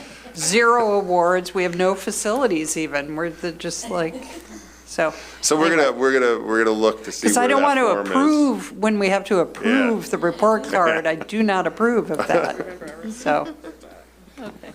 Yeah, I don't know where that comes from, but we'll find out. Yeah. We'll find out. All right, All right. Pat. Thank you. Question? Yeah, just, so Gretchen pointed out a very important question, is that when there's zero, that's a question, but to what extent, in the past when we've talked about the state report card, I don't know if taken issue is the right term, but it doesn't always align with what we know about our students and our own internal data. And I guess in a broad brushstroke, from the data that is there, do you feel like it's in the ballpark? Is it off? Like, because I know that there's a lot of things that go into it, like timing and what they measure, what we measure, but like how reflective of who we are and what we're doing is the data that you just showed us? I think it's one way to look at it. Okay. I think that's fair. What I would say, though, and I hear this from alumni of all ages, I hear this from folks all over, that the true value out of Evanston Township High School is not in these numbers. Yeah. It's in what we do in our classrooms. It's in how we socialize our students so that they can walk into any room, have any conversation. They can be leaders, they can be collaborators, they can talk to anyone, and they have that sense of empowerment walking out of here. And that is not going to ever be measured on a report card, but that really is what we do. That's part of our mission, and I'm very proud of that, and it will never show up here. I guess I just think it's important because it is this document that's for every school in the entire state, and I guess I want people to understand what it does, where it has some, this is kind of who we are, and then where it's really off the mark. Because I think when you have, it's like those sites, like Niche and all those places that, you know what I mean? I'm not saying it's as bad as that. I'm just saying that you have to take what you're seeing for what it is, not that it's a be-all, end-all. We actually did something to that end, Pat. What we did over the summer, Carrie looked into trying to find a school that had similar demographics. Because you have to really start, to understand ETHS, the first thing you have to start is with our demographics. And what we found was that they were extraordinarily unique in Illinois. We didn't have a comp school. Oak Park River Forest is not comparable. We can show you the data. We can show you the free reduced lunch data. We can show you all black student percentage data. We get grouped in, but we're not at all. In fact, we had to expand the percentages on either side of our demographics by what? Is it 10? There's 10 percentage points to 15 on either side of each demographic to get to common, and they're not very common when you start there. Right. So I think that's one of the key parts, is to think about the unique demographics. I don't think when we're here, when we work here, when we live here, when we raise kids here, we don't see it. But when you look at, and I say this, like, go in and start looking at the demographics, even in the CSL. Even in the CSL, we have more black students at ETHS than the rest of the entire CSL. And when you add in our other additional student groups, when we look at the percent of students that we have that are black, the percent of our students who are Hispanic Latino, percent that are Asian, you can find other districts, but they may have a larger Hispanic Latino, but they have a very small black and a very small Asian. So just the diversity of our school, there is very hard to find any that are similar in any way. Or if they are, then they're different in the, say, free reduced lunch, percent eligible for that. So. We actually went and broadened this out to MCN districts and couldn't find comparable MCN districts nationwide. Right. So that's where the story starts. Yeah. If that's your starting point, all the other numbers are you can't really look at the aggregate numbers at all. And maybe we figure out a way to share a little bit of that data with the board, like we talked about. So that the board can really understand how do we really compare to some of our counterparts, both in the CSL and nationally. We can do I was just going to ask you to say what the CSL is for, some people that may be listening or not in sports. I'm sorry. It's I will say it this way. It's the Central Suburban League. It's really the Ivy League of Illinois. It is. I mean, think about it. It's Evanston, it's New Trier, it's Niles, it's Deerfield, it's Highland Park. It's the Mains. It's everybody. So it's the, so yes, it's one of the most competitive and one of the most academically competitive conferences in the state. Right. And I think, and it's apparent, like, especially if you're in sports and you go and visit those other schools, it's very apparent that we are uniquely different, our environment and our students. So I think all those differences are critical. I think this is concerning regardless, especially when we have a narrative that says white students are successful here. and students of color are not so much, or they're caught in the middle, or at the bottom, right? So that is, in the state of Illinois, that's concerning, not just here. And there's so many times when we're compared to those districts, and we sometimes come up short, or because we are so different, because we are navigating a whole different population and set of challenges and doing it really well. But that doesn't show up, like you said, it doesn't show up in the numbers. That's why it's important to have the conversation. And the SATs, offer some real complexities with race. Yeah. In the history of the test and the assessment. So we just have to keep that in mind too, not to discount and disqualify any of the conversation, but just to, say it's very complex when you start talking about the SAT. Does the ACT do it a little better? Oh, no. Yeah, I'm just curious. Not at all. Yeah. Well, it's a standardized say test. no, It's I a just standardized wanted- test, and they're all based on the same. Right, They're all right. based essentially on the Stanford-Binet, and they're all based Yeah. on creating a normal curve, and they're all, well, I'll stop there. You can Google it. Well, I mean, yeah, There's a reason there's a test optional movement. yes. Right. Okay. Other questions, board? Thank you. Thank you.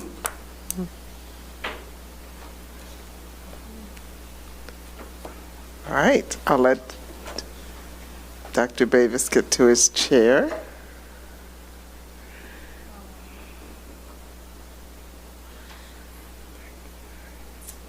All right, so the next item, we have 1, 2, 3, 4 FOIAs.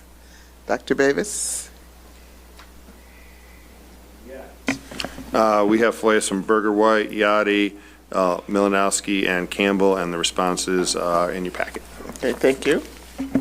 All right, next item is item number 8, board committee reports. Are there any board committee reports? Well, the discipline committee met today. And we spent a lot of time talking about tardy and truancy numbers, and looking at like the rate along the day. And of course, the beginning of the day, the morning, we have the most tardies. So there's a task force, and Taya walked out, but there's a task force that has been pulled together to look at that, to come up with recommendations, and hopefully before the next school year, we'll be able to get that information. And I know they said that a couple of the students that may be participating in a different group, one of the requests that they have is that tardies not be carried over. Yeah, they mentioned And that it's defeating, to carry them into the next year or so. So that's a big issue, and we spent the majority of our time talking about that. That makes sense. And there's some research, I think, coming to the discipline committee from one of our research practice partnerships on tardies and attendance, and pretty significant amount of information coming out of that, where we looked at some qualitative stuff, and there's some recommendations that are going to come to that. So you all will see that soon too. Be helpful. Good. Yeah, we had a good conversation.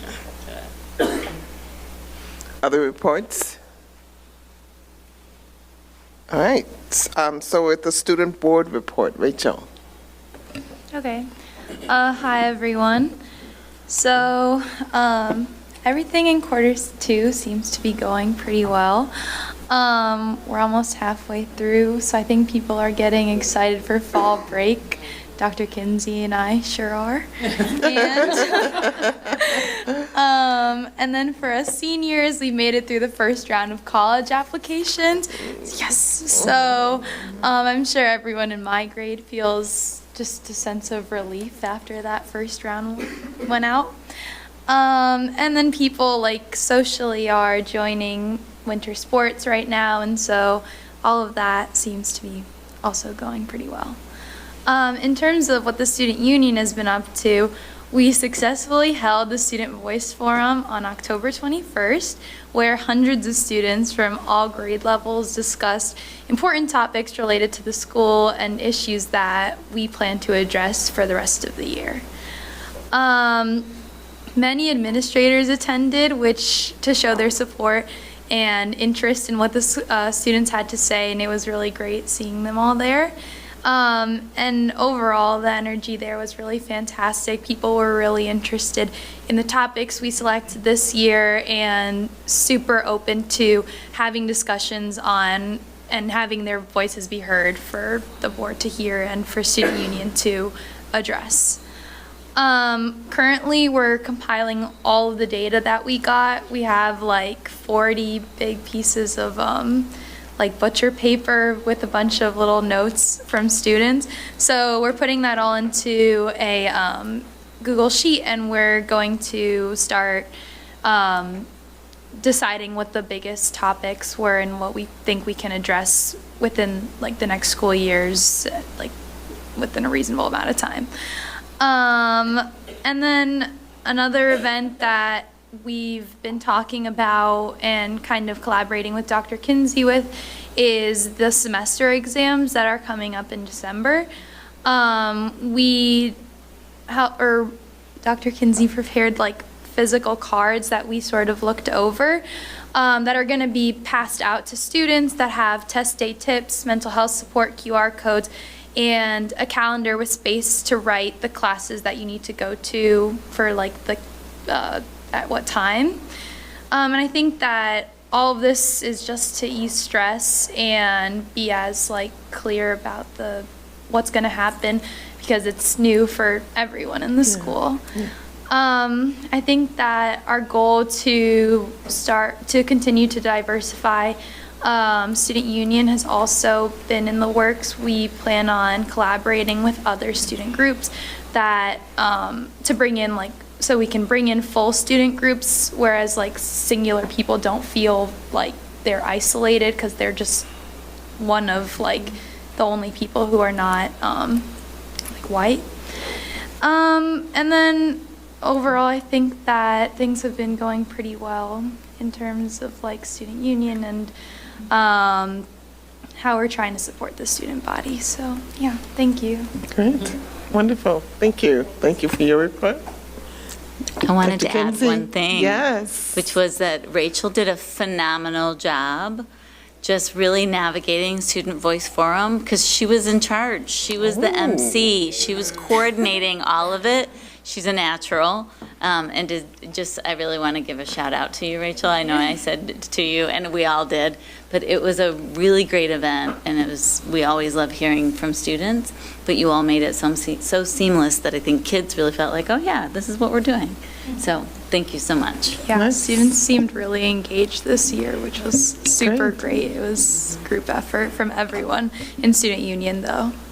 Thank you, thank you. Thank you for doing that. That's hard to pull off, so excellent. All right, Dr. Campbell. Thank you.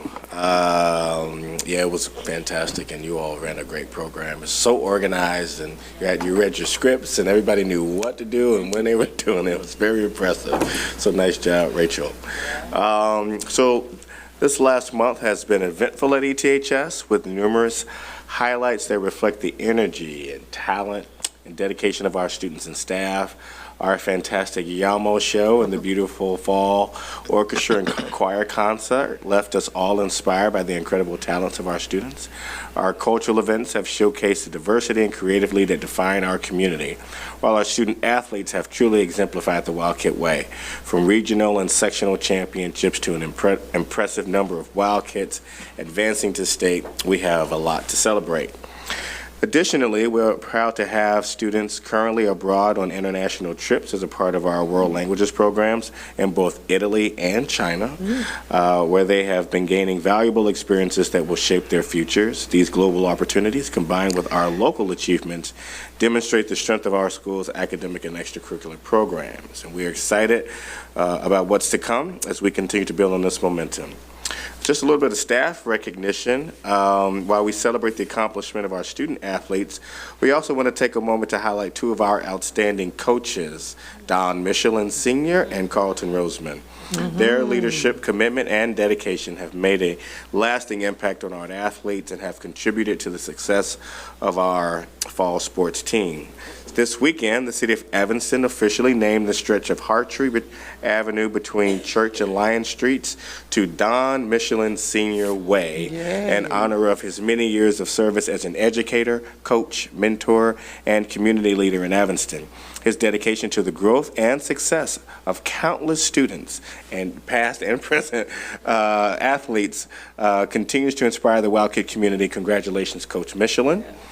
And last month, the Chicago Bears officially named our girls flag football head coach, Carlton Roseman, as the Chicago Bears Girls Flag Football Coach of the Week.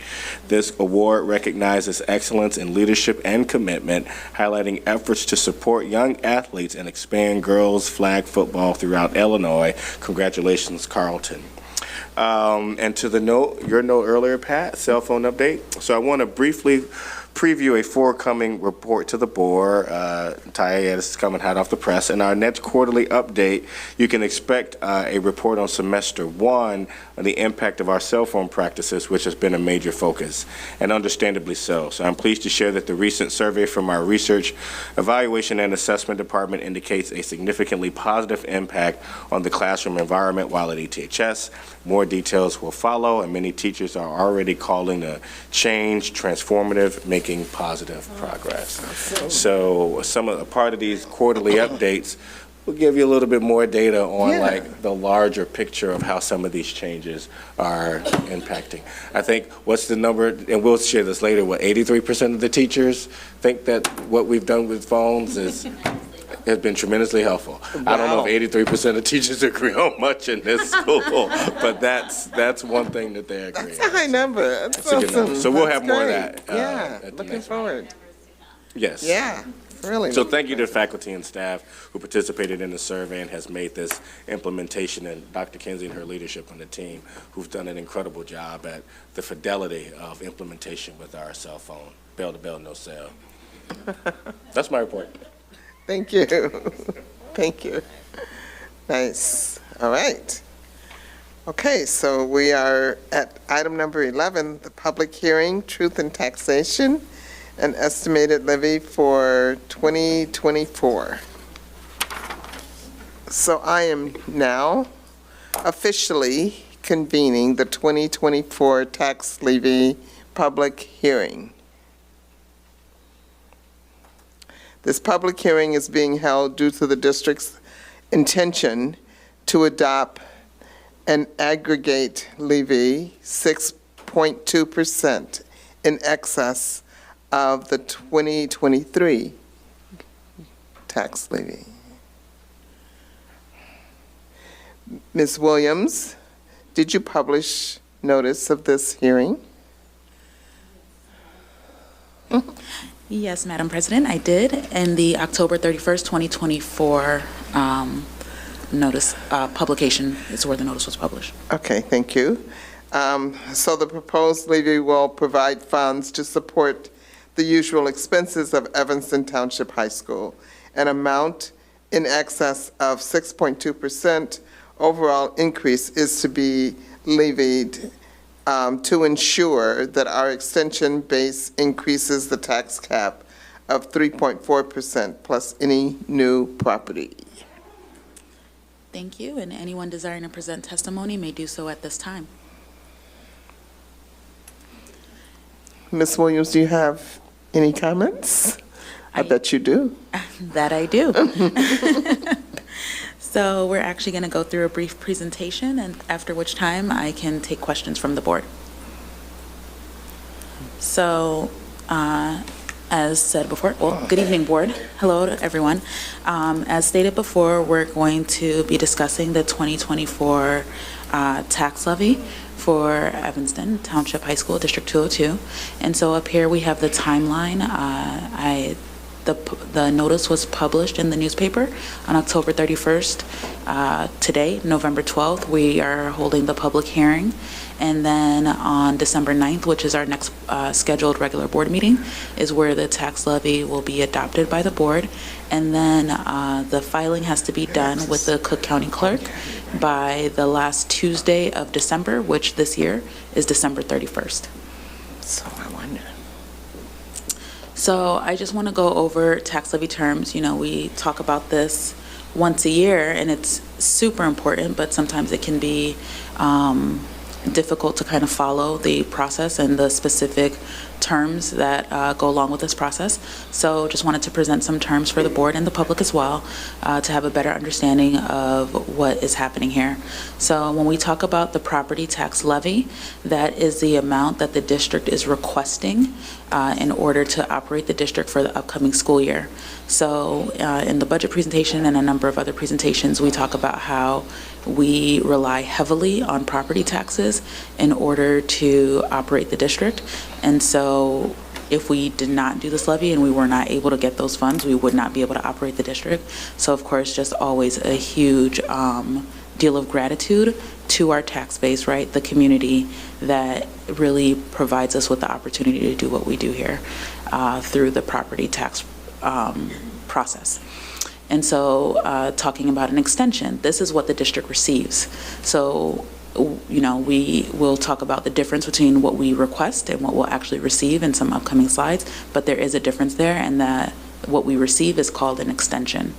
CPI, Consumer Price Index, it is measured from December to December, and we're also going to talk about what the CPI was for last year. I won't bury the headline, it's 3.4%, so that really impacts what we're able to levy. And then the equalized assessed valuation is the total assessed value of properties in the district, and that number is used to determine like what our tax base is essentially. So property tax levy, based on it's based on the prior year's amount of taxes extended, right? So we talked about how that extension, or what was extended, is what the district received. So we look at what was received, and then we're able to increase that by the lesser of CPI or 5%. So as I mentioned, and this is what is known as a tax cap, right? And so as I mentioned before, CPI was 3.4%. I actually think I have that, yes, in this slide here. So 3.4% for 2023. So that is what's used as the factor for how much we're able to increase our property tax revenue for the 2024 levy. So here I am saying we can only go up by 3.4%, but as stated in the notice that was published, and also earlier, that we're actually saying 6.2% for the amount that we're going to levy. And so the reason for that is we're requesting 6.2%, but we're actually not going to ever be able to collect that amount. And so, and that's, oh, I'm getting ahead of myself, sorry. So I'll go to this, that's called a balloon tax levy. So the balloon tax levy is basically a tool that allows us to request a rate that is higher than what we anticipate we would be able to receive. But the reason why we do that is so that we're able to account for new property in Evanston that is not a known factor at the time that we are doing and that we're filing the levy. So we basically balloon the asking amount to account for any new property. And, you know, we know on average new property hovers around 10 million, but there are years where we may have an anomaly, right? A few years back, we actually had new property of 33 million. So what we don't want to happen is that we find out, oh, new property is 33 million, but I really constrained myself thinking that it was going to be 10 million, and there's no way to amend that after the fact. So when you balloon, you just kind of account for a variety of factors that can come up after the levy is filed. And so The budget consists of two different levies because the levy year goes from January to December, but our fiscal year goes from July to June.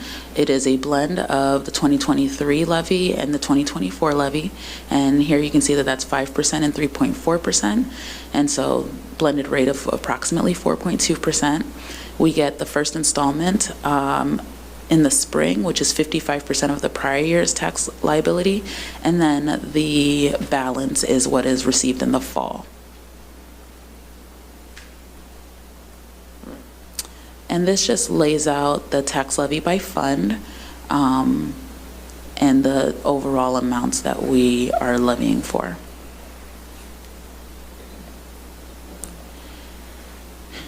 And so, of course, you know, everyone always thinks, well, what does this mean for me? And so we get to this slide here that just talks about on a single family home valued at $419,000, which is approximately the average home value in Evanston. And so using that figure, we're able to determine that, you know, the property tax bill would be a bit over $9,000 in total, but approximately $84 of that would be due to this increased levy. And then, of course, when we talk about the levy, what also impacts the amount that we levy for and receive are TIFs in the city of Evanston, and so it's a component of that. And so just to let you all know, we don't have any TIFs closing this year. The last TIF that closed was October 2018, the Washington National TIF, and the next TIF to close will be the Howard and Ridge TIF, and that'll be in 2026. And I'll take any question. It must be something about this table tonight. I'll take any questions or comments at this time. Okay, thank you. All right, questions from the board?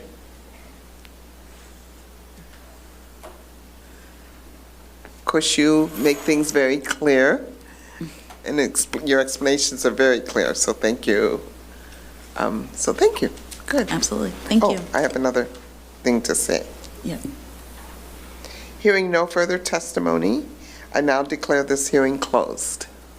Thank you. Thank you. All right. Thank you, Kendra. Great job. All right, so items for action. The first item for action is acceptance of school report card. Could I have a motion for acceptance? So moved. Second? Second. Roll call, please. Yes. Well, I guess I'm a yes, but can we fix the blank bit? I mean, I'd rather not be a no or an abstain, so, okay, yes. Yes. Yes. Yes. Yes. Yes. Okay, the next item, we're going to delay action on the resolution. So we're not going to take action there. I'm going to hold that. So now we're at the consent agenda. And the consent agenda consists of approval of school maintenance project grant, approval of minutes from October 14th, 2024, and October 28th, 2024, both regular and closed session meetings, Treasurer's report from August of 2024, approval of bills, and personnel report. Could I have a motion for approval, please? So moved. Second. Roll call, please. Yes. Yes. Yes. Yes. Yes. Yes. Yes. The next item is old and new business. Does anybody have old or new business to share? Your lights are on? No? Okay. All right. Any closing or polling of the board? If not, can I have a motion for adjournment? So moved. Okay, this meeting is adjourned at 10:23 p.m.